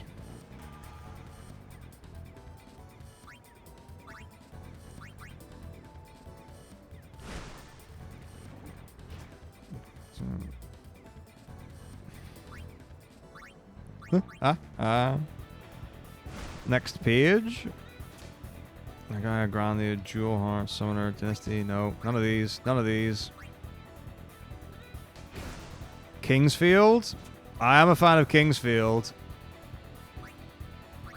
Oh gosh, I'm a fool. How did I not get... Wait. Okay, I don't know what's going on now. Jigakun, Fantasy Hearts, Legend of Under, Baldur's Gate, Dark Alliance, Okage, Ephemeral Fantasia, Dark Angel, Dark Cloud. It's not Dark Cloud, but I do know the Dark Cloud series. Turner Ring, Evergrace. Okay, it's not any of these games. Uh-oh. Okay, we're just gonna go for a swim. But, like, I remembered that game a while ago, and I was like, oh, maybe I should speedrun, like, The Third Age. And I distinctly remember, like, playing it for a bit afterwards. And I distinctly remember not liking it as much.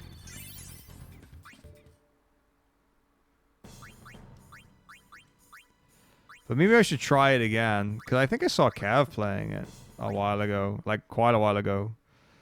Wizard Dream, Rock, The Nightmare of Druaga, Kingsfield, Baldur's Gate. No. That's impossible. The game doesn't exist.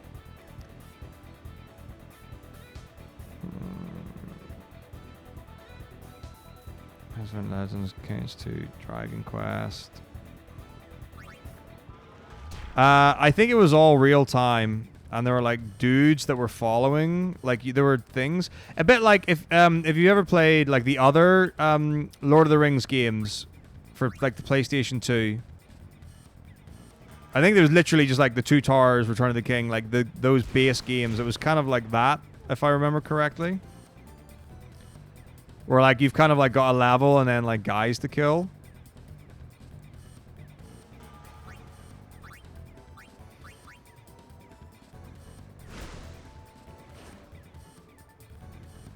I can't wait for this. It's obviously going to be something completely different from what I'm saying, right?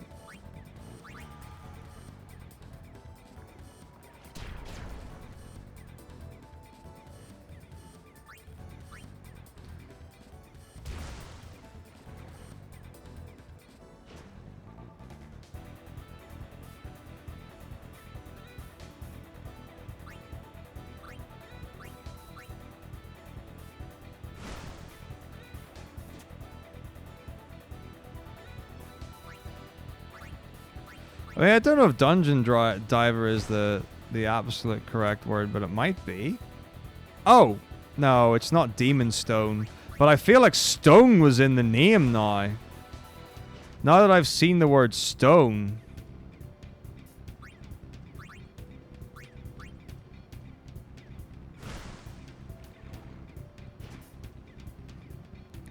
Magic Prophecy, Perilous Evil. Within the Orange-Spine Dungeons and Dragons world, a fighting saga, party of 3, fighter, wizard, and rogue.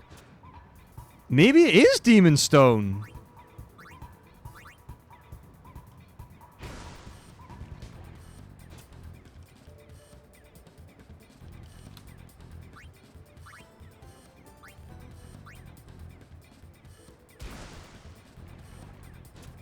Forgotten Realms, Demon Stone. It is Demon Stone!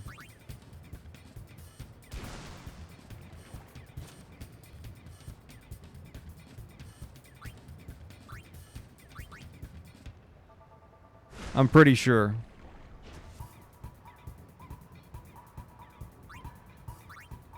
Okay, that's the closest that I've seen to something. Yeah, I think that's what it was.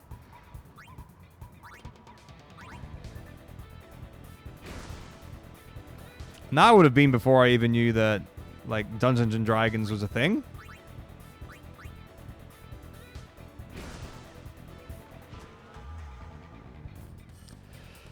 Yeah, there are a few games from my past that I never got through.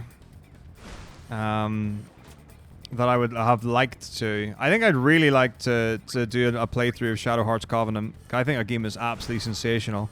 I loved Shadow Hearts Covenant. Well, D&D did themselves no favors with the whatever the new licensing thing was, where it was like you can't live stream the next, like, D&D Now or whatever it's called, or whatever it was. I've played the first 2 Shadow Hearts. I haven't played the third one, and I didn't even know the third one existed until I saw Shadow Hearts Marathon and RPG Limit Break a while ago, like years ago. This was when I say a while ago. So yeah, maybe I should do. Maybe I'll play through all 3 of them. We'll see.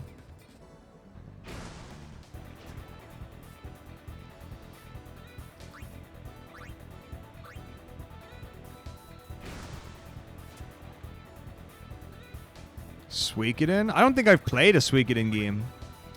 So I've played like one Dragon Age game. Dragon Age? Dragonheart? Dragon Quest? Dragon Quest. I've played one Dragon Quest game.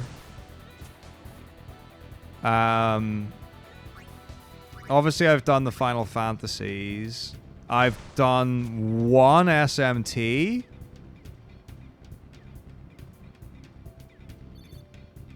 It was definitely Dragon Quest.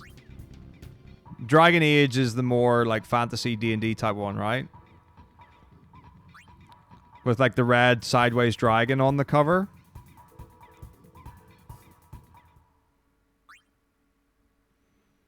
Well, it seems like SMT, yeah, in the Persona, like that's crazy long. Like to do all the Shin Megami Tensei games would be ridiculous.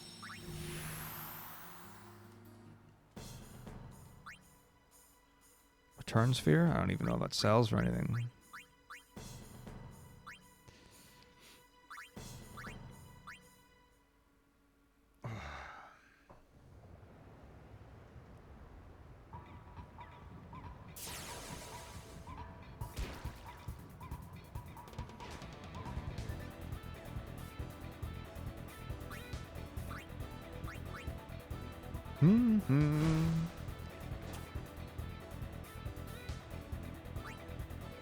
Command and Conquer? God, I haven't played a C&C game in a long time. Do you know what I would like to play? Armored Core 4x4. I haven't played that since I was a child. That was fun.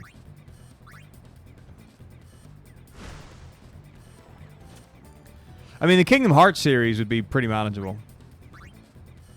I would say, anyway. Yeah. Legend of Mana series. Legend of Dragoon. There's a lot of Legend of games. Like, I don't know if that was just like a thing for like JRPGs, and they're like, yeah, let's just name everything Legend of for a while. Or maybe they just got it from Zelda and they didn't know that everyone else was calling their games Legend of.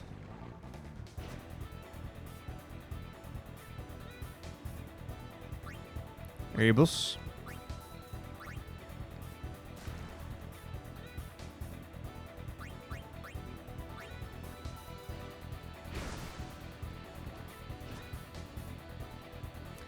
even get, why is it called The Legend of Zelda? Like, Zelda's not legendary, right? Is it not Zelda's dad who, like, was, like, the big renowned name, and Zelda's just the princess? Like, she doesn't really do, like, she doesn't do anything, right? I guess she does magic. But, like, why is it maybe because she's the princess that you save? Is that why it's the Legend of?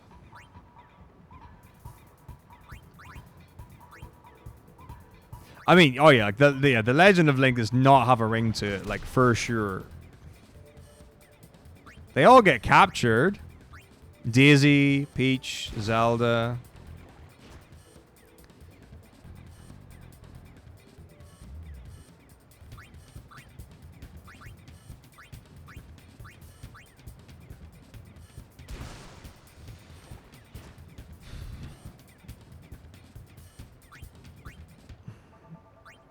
The Legend of Tidus.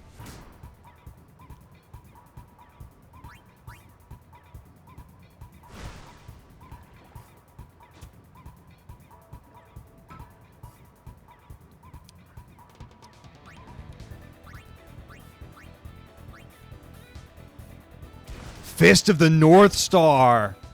That's a great shout. I've never played a Berserk game. I've, like, read some of the comics, I think, for Berserk. I haven't watched the anime. I definitely haven't played any of the games. I'm pretty sure I've consumed a bit of Berserk.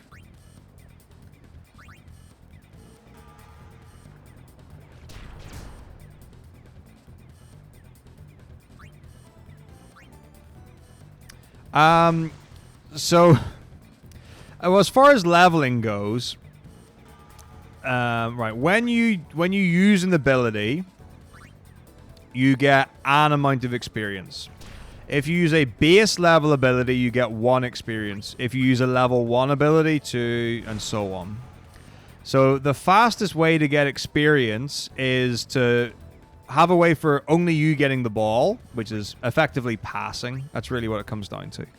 And then using the highest level abilities, which are level 3 abilities, I'm pretty sure. I don't think there are any level 4 abilities.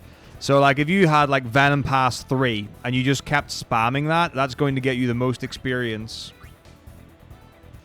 that you can.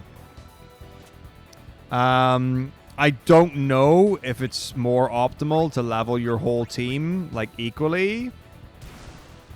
It's easiest to pass between your 2 defenders, which is the main reason why I'm doing passes mostly between Jasu and Bada.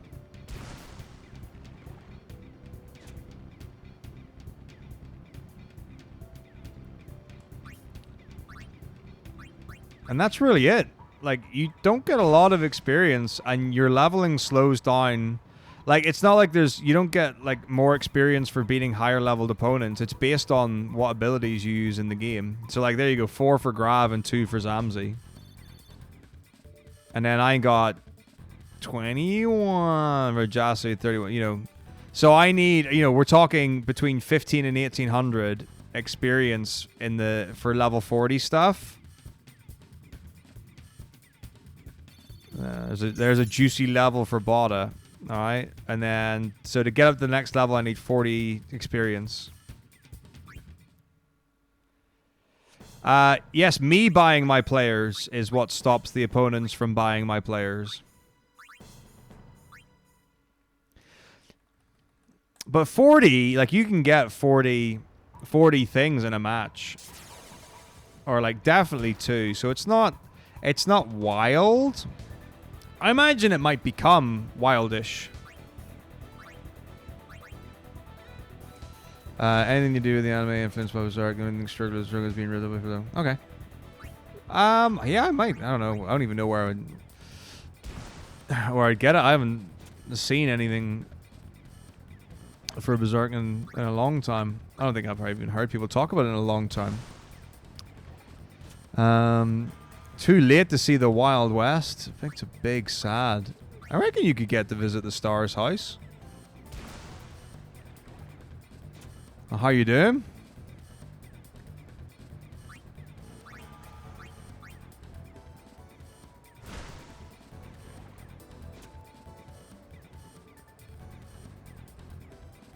Well, these things happen, you know?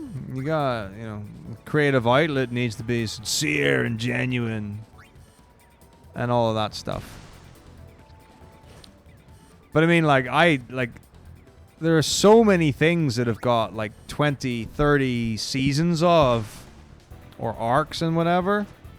I don't know how you keep up with stuff like some of, like, the longest running anime. It's like, how do you keep up with that? You know? Because you get something like Dragon Ball Z, easy, right?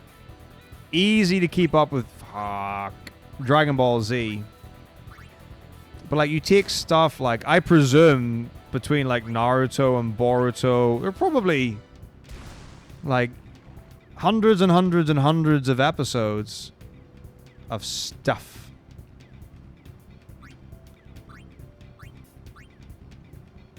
I wonder how many hours of Bleach anime are there?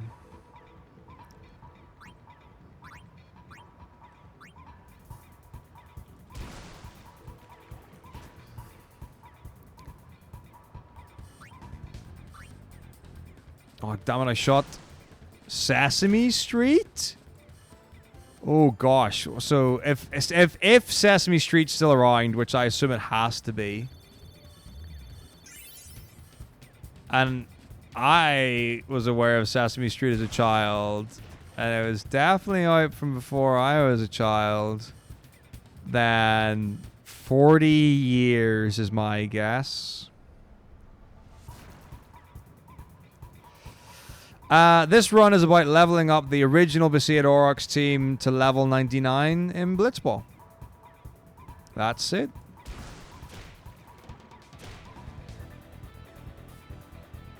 I mean, TV's been around for what? 80 years? How long's TV been around for? No, longer than that. No.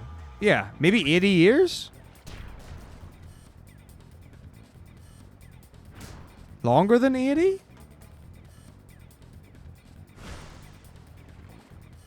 But, like, there's no way Sesame Street was... I don't know when Sesame Street came out.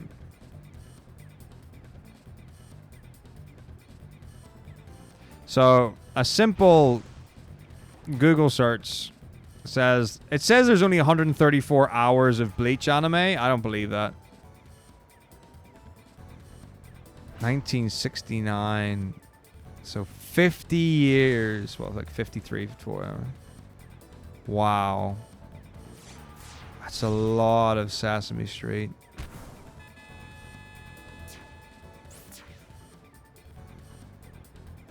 $366 episodes.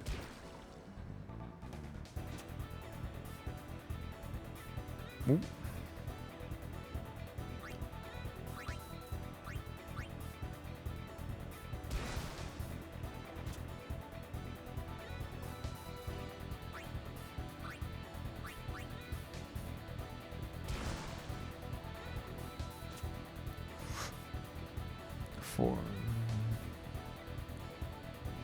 Oh, that's gonna be so weird though, because like the voice actors can't be the same for the whole time, right?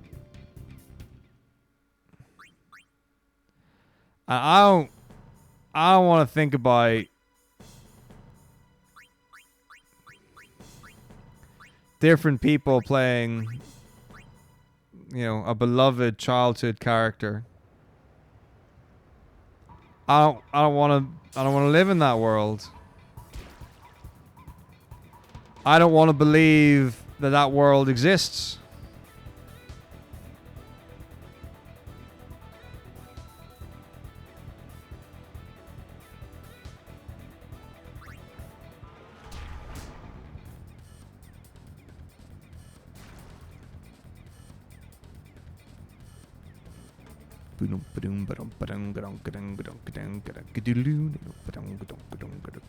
Dato's well fast.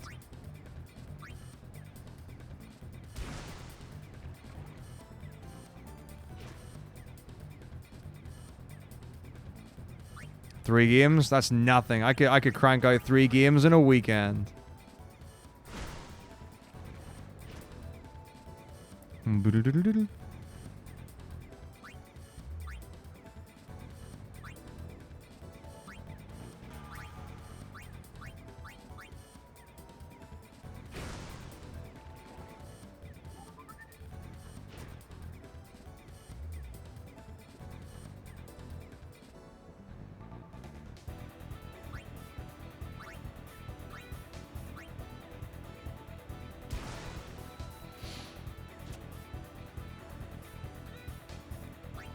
But yeah, I don't think I want to get into like the whole like TMR thing of playing every Nintendo game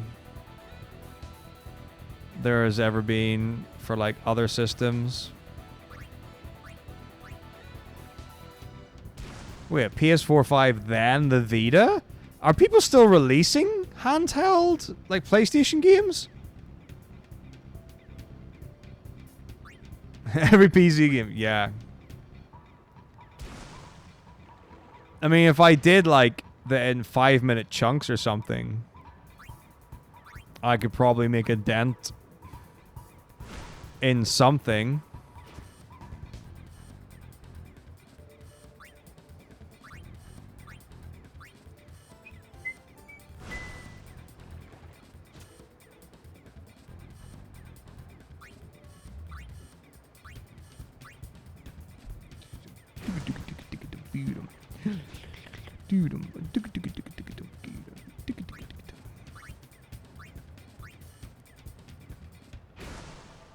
Oh, it would be ridiculous.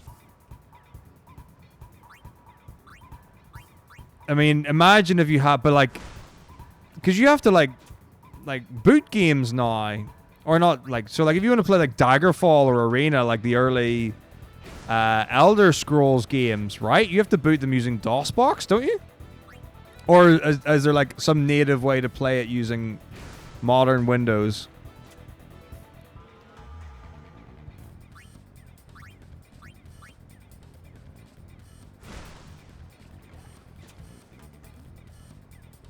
Oh, nice. But I imagine like trying to play old games that either haven't been updated or have some sort of release that you can actually play them normally on.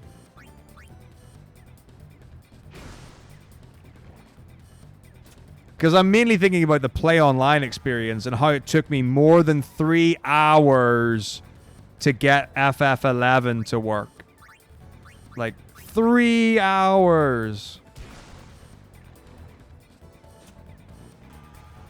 I love good old gaming or good old whatever it is, but like GOG is phenomenal. Like if I want to play an old game, an old PC game, like when I say old, like I mean like from my childhood, GOG is my go-to.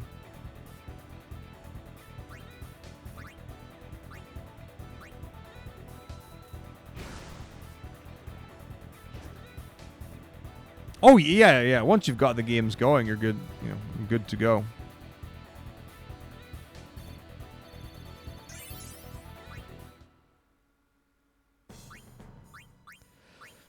But yeah, I like the first time I played Daggerfall in Arena, played it on those. Like I think it was maybe a year ago or a while ago when I got Dungeon Keeper, and I was like, it literally just crossed my mind. I was like, I fucking love Dungeon Keeper. I'm getting Dungeon Keeper Gold and I'm getting Dungeon Keeper 2, and I'm just gonna jam. Because I just love that experience. I don't know what it is about the game, what it was about the game. You know, but I was just like, this one's for me. Steam Proton higher than Windows native DOSBox. I mean, I think honestly, like the fact that you can play some pretty old games fairly, not authentically, but like comparably is really cool. Ooh, 23 Fist of the North Star. Yeah, I don't know. I mean, I do like Fist of the North Star. Like, it is something I've actually got experience with. Difficult.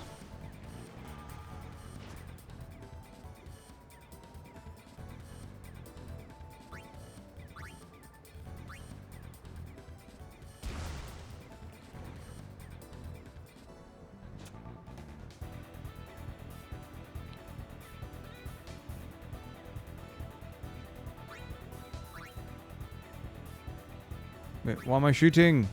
What am I? Arrgh! I just can't see. Oh yeah, like I mean, I genuinely don't care what I play it on, what controller, whatever. Like if it plays well, I'm cool with it.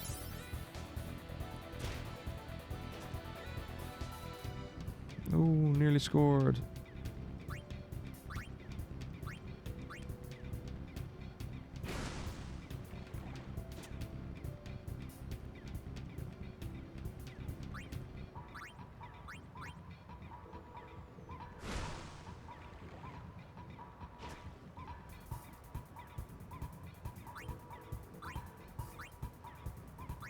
Water. Yeah, I think that would be a fun series to dig into, Dagra.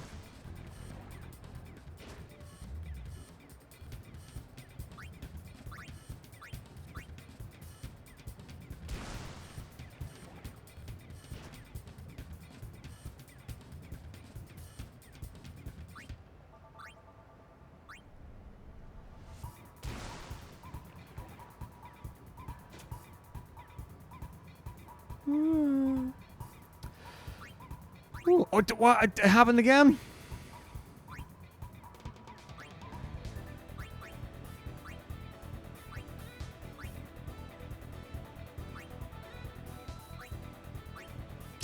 Okay. We'll see what happens. Yes, you absolutely could. You absolutely could.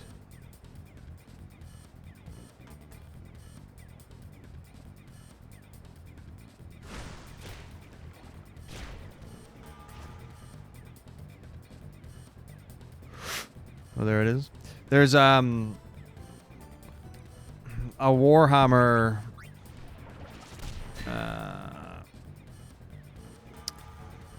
channel on YouTube I quite like, Squidmar, and they did painting an entire army in 24 hours with 2 people in the team or whatever, which made me think about the good old days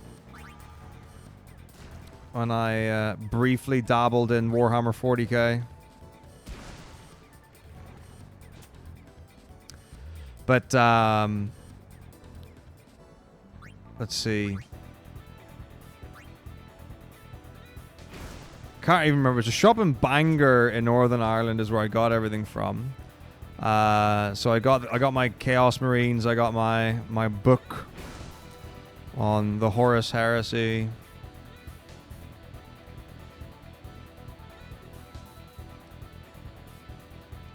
I can totally see why people invest as much time as they do into it, because like if you're part of the whole experience, if you go from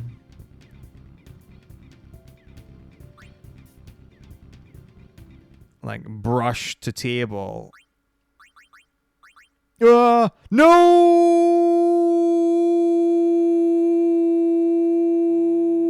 it's fine, I can get it back.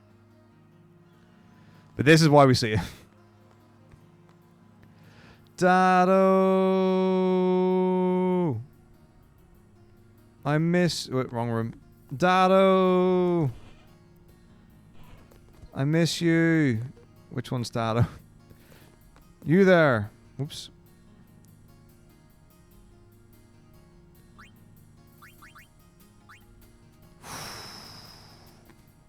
I was waiting for that to pop up. You know, for them to be like, oh, this team's lost. We're like, no, my star player in some regards.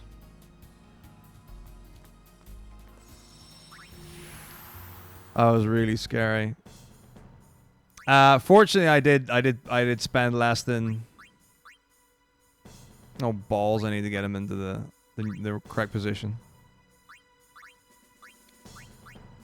Made that mistake before. Yeah, I didn't go over £2,000 into it. But I think if you're interested in the lore and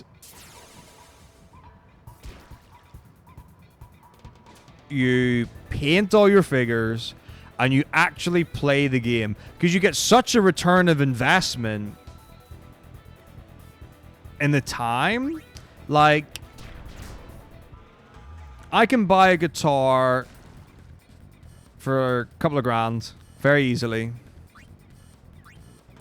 trying to think of something I can compare it to where you don't get the same return. Like I was gonna say, like I can get a guitar for a couple of thousand, play it for a few minutes and set it down. But that's not me committing to it. Like if you commit to a guitar, you know, it'll last you for years. Ah, but the thing is, it's because a game of Warhammer 40k lasts for days when you play it on the tabletop. There's a huge investment there, and you can use the same army, or do incremental upgrades or changes or swap outs and stuff, where you're not necessarily just like constantly sinking money into it.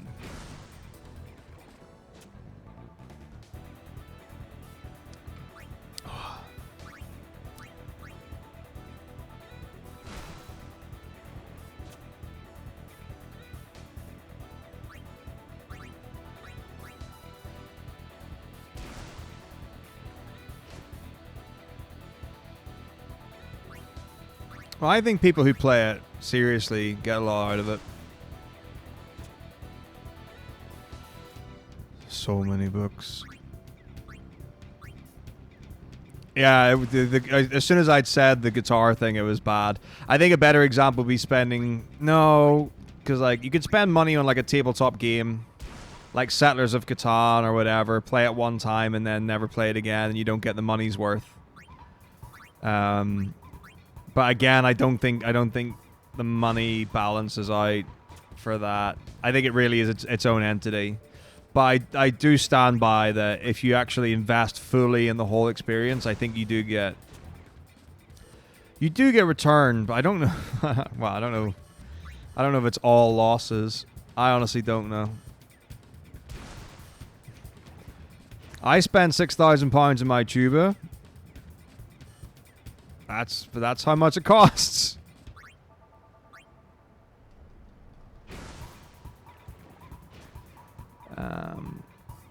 And that didn't give me a great social standing.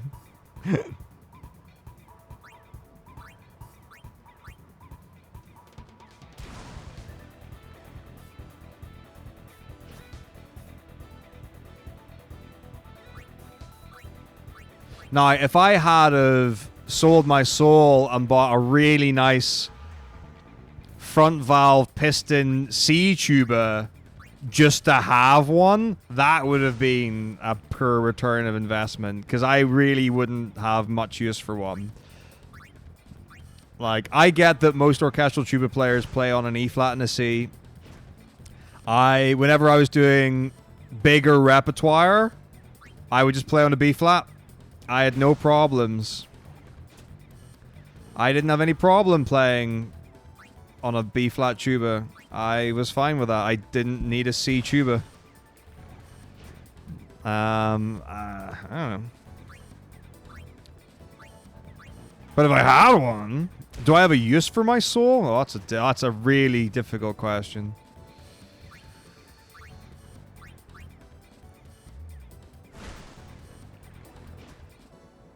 That's a really difficult question.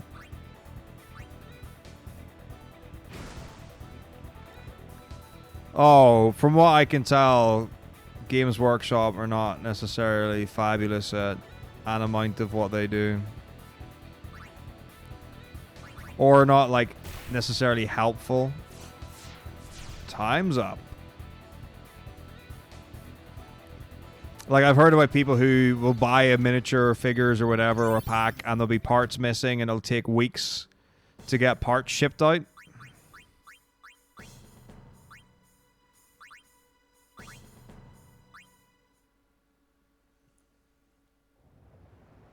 But I don't know about their balancing team and things like that.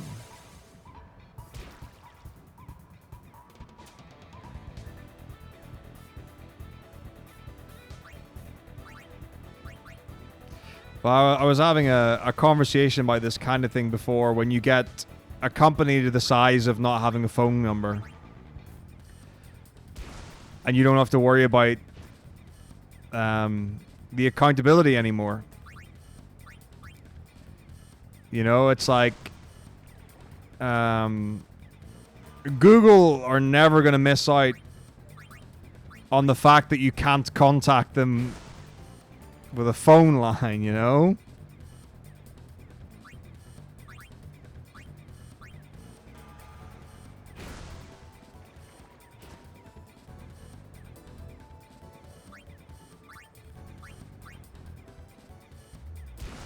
Like, I was only in it for, like, fun. I genuinely, like, I bought models because I thought they looked cool. That was my motivation behind it. It's like, if I was gonna, like, when I was looking at Chaos and I was like, who's cool? I saw Abaddon and I was like, it's an okay model. And I saw Typhus, the guy, like one of the generals or whatever for the Plague Marines. And I was like, this is a badass dude in heavy armor with a scythe. I love him. I was like, if I could lead an army with that guy, that's the guy I'm picking. He's so cool.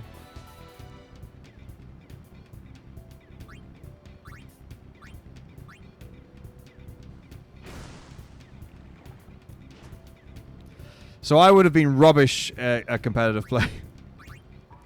Because I'd be like, look at my stylish armor. Armor? Look at my stylish army.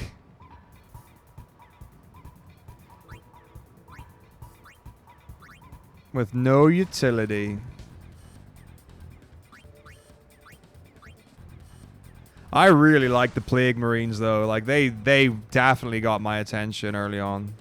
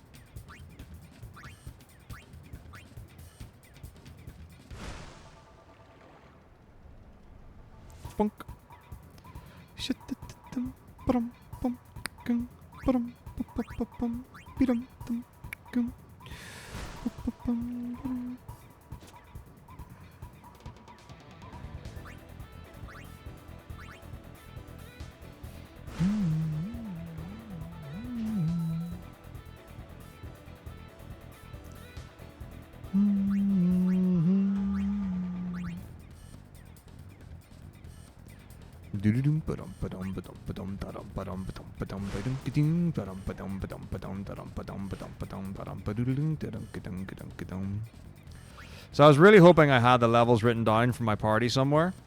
I don't. I've just got the splits, which is not great. Not great. I'd like to know how many levels of progress, because I've been putting the effort in. Last couple of times I was like, I just want to win. So I was just shooting the whole time, and I was like, goal, goal, goal, goal, goal.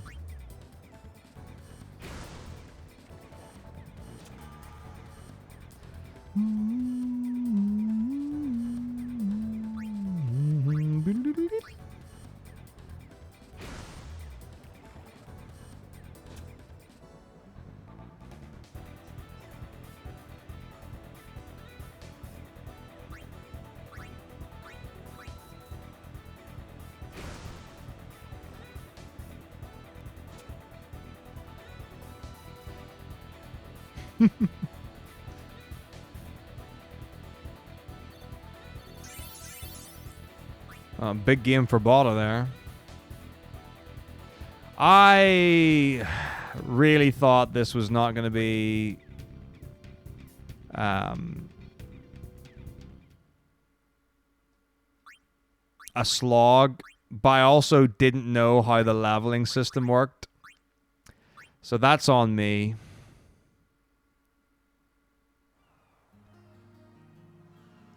Only 50 minutes? Dude, that's nothing.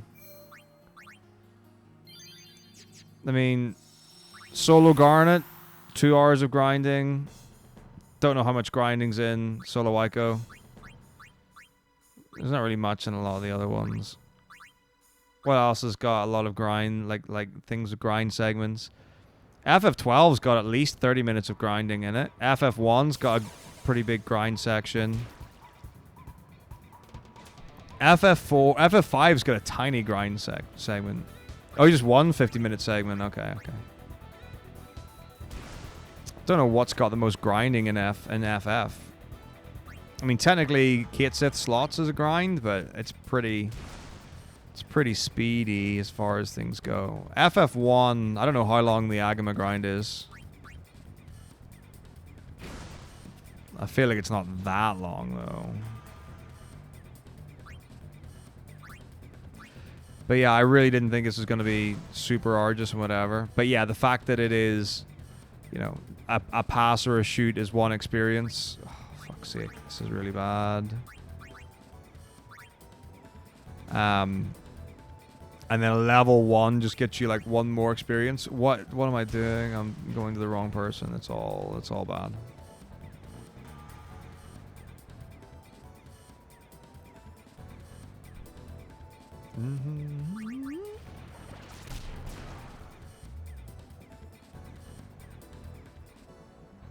Digimon World 3? I don't know anything about that. I only know stuff about the original Digimon World. Banger.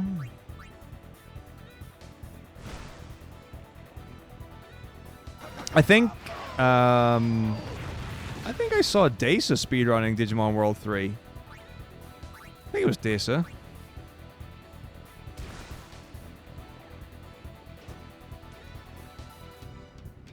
What is Obdibus? Thank you for 25 months. Who the fuck has? Oh, it's getting warm. The warm evenings ahead.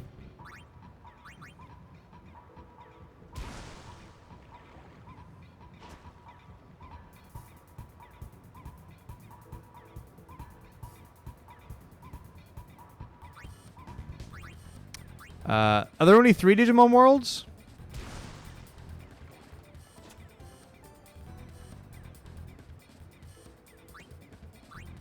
Good stuff, Leo. It's good to hear. And GG. Enjoy that. 4? I didn't know there were that many. I only knew about 3.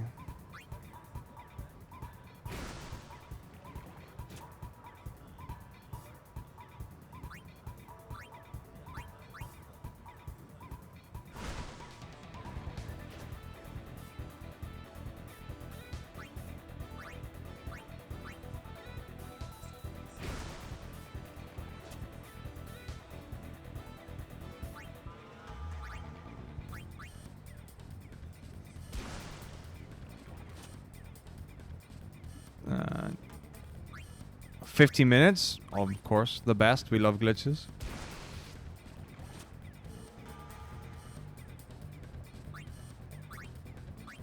Yeah, and you did a great. Yeah, next slide, please. Next slide, please.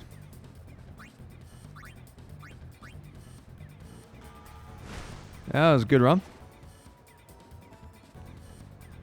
It is actually a good run. I mean, obviously. Oh, speaking of grinding, Tactics and Tactics Advanced. Those are big grindy games. Holy crap. 17 hours for Digimon World 2? That is a weekend run. Wow, why is the second one so long? Like, that seems really unreasonable. I wonder what the requirements, like, just to finish the game are.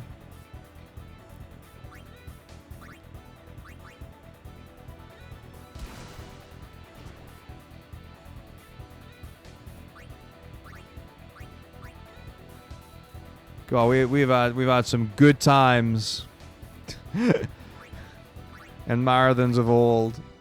Some good times and some bad times.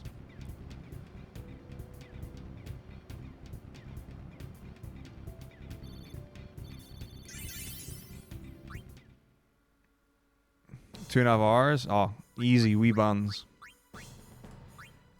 Well, the thing is, though, if 14 gets in, Leo, like, that's a huge run, right? So, if you think about, like, the things that haven't been accepted. In fact, was 10-2 still a possibility? I don't know if I saw that on the on the cuts list. But like that's, you know, that's a pretty damn big run to get in. You know, if someone was like, here you can have, you know, 12 hours or 13 hours or whatever versus like an hour. But of course it depends on the whole circumstance and that whole thing. Like it really depends on the whole shebang. I mean, I've only got Symphony of the Night for myself, which would be a really cool one. But it's like that's really out of my wheelhouse for ESA now. Because I haven't done a Symphony of the Night at ESA in years. Although, you know, I haven't been doing ESA in a year, so what can I say?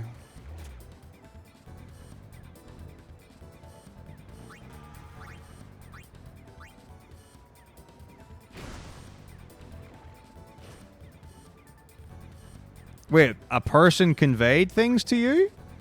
As in, you spoke to someone from scheduling? That's interesting. I mean, I've got no feedback on my submissions.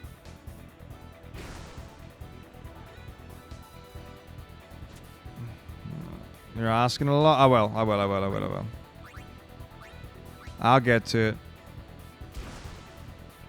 I've been properly AFK the last week. It's literally asking as little of a person as possible, I would say. But yeah. Oh well, I'm just trying to get myself back into things because I've been super dejected and energyless.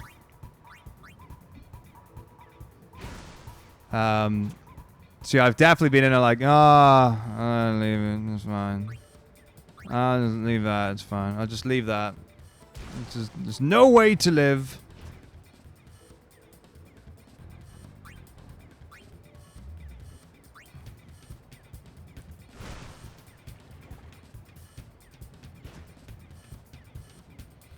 But anyway, here we are.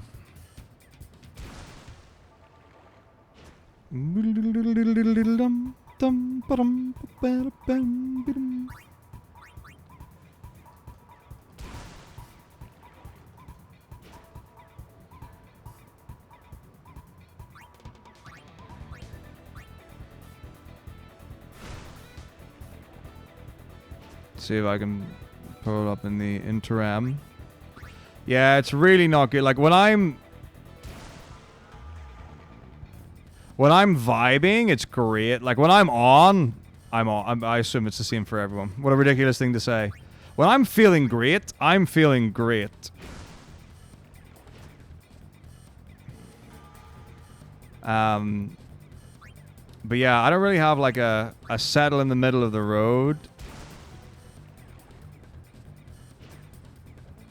Or whatever it is.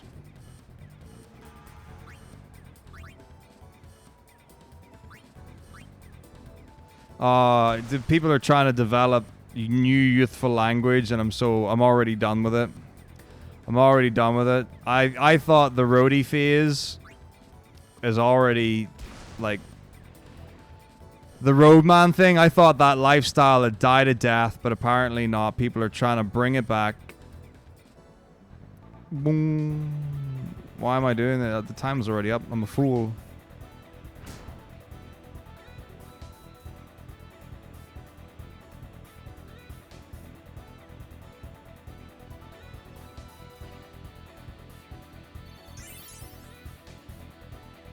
Oh, I get it, but within reason. So I've just read your message, Leo.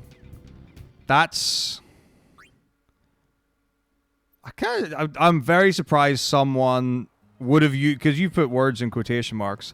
I'm surprised someone would have said that. All right. Sadly, we have reached the 5th minute of the 10th hour. Just want to make sure we're good to go. Splendid. So it is bedtime for me. Yeah. So what was it? What was it today? It was the most tedious thing ever. It was... Oh, yeah. So we're doing work. I'm like, okay, we're moving on now. And people are like answering stuff or copying things down. And the response I get is nah, allow it. I'm like, what the hell do you mean allow it? Obviously, I don't say that. But I'm like, what the hell are you talking? What does allow it mean? And they're like, no, I mean, like, give me more time.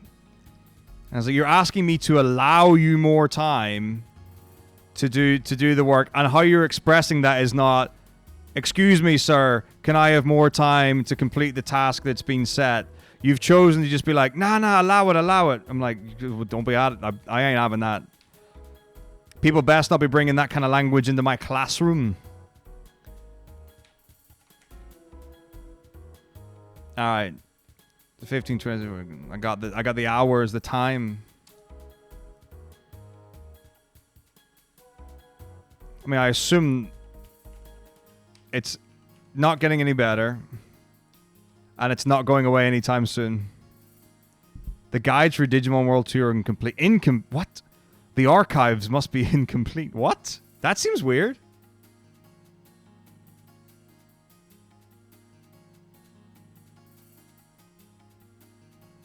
Alright, got that done. Cool. That's really odd.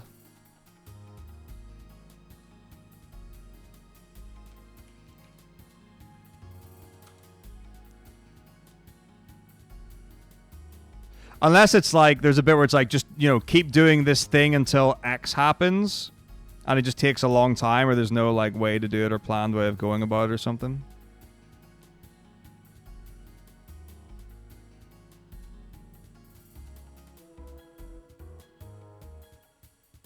I don't know.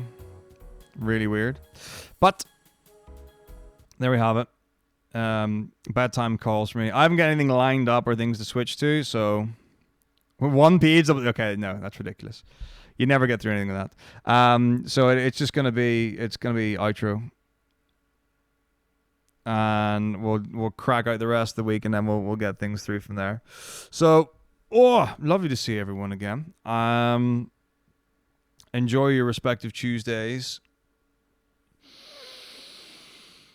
And I will see you tomorrow. All the best. Take it easy. Have a good night. See you later.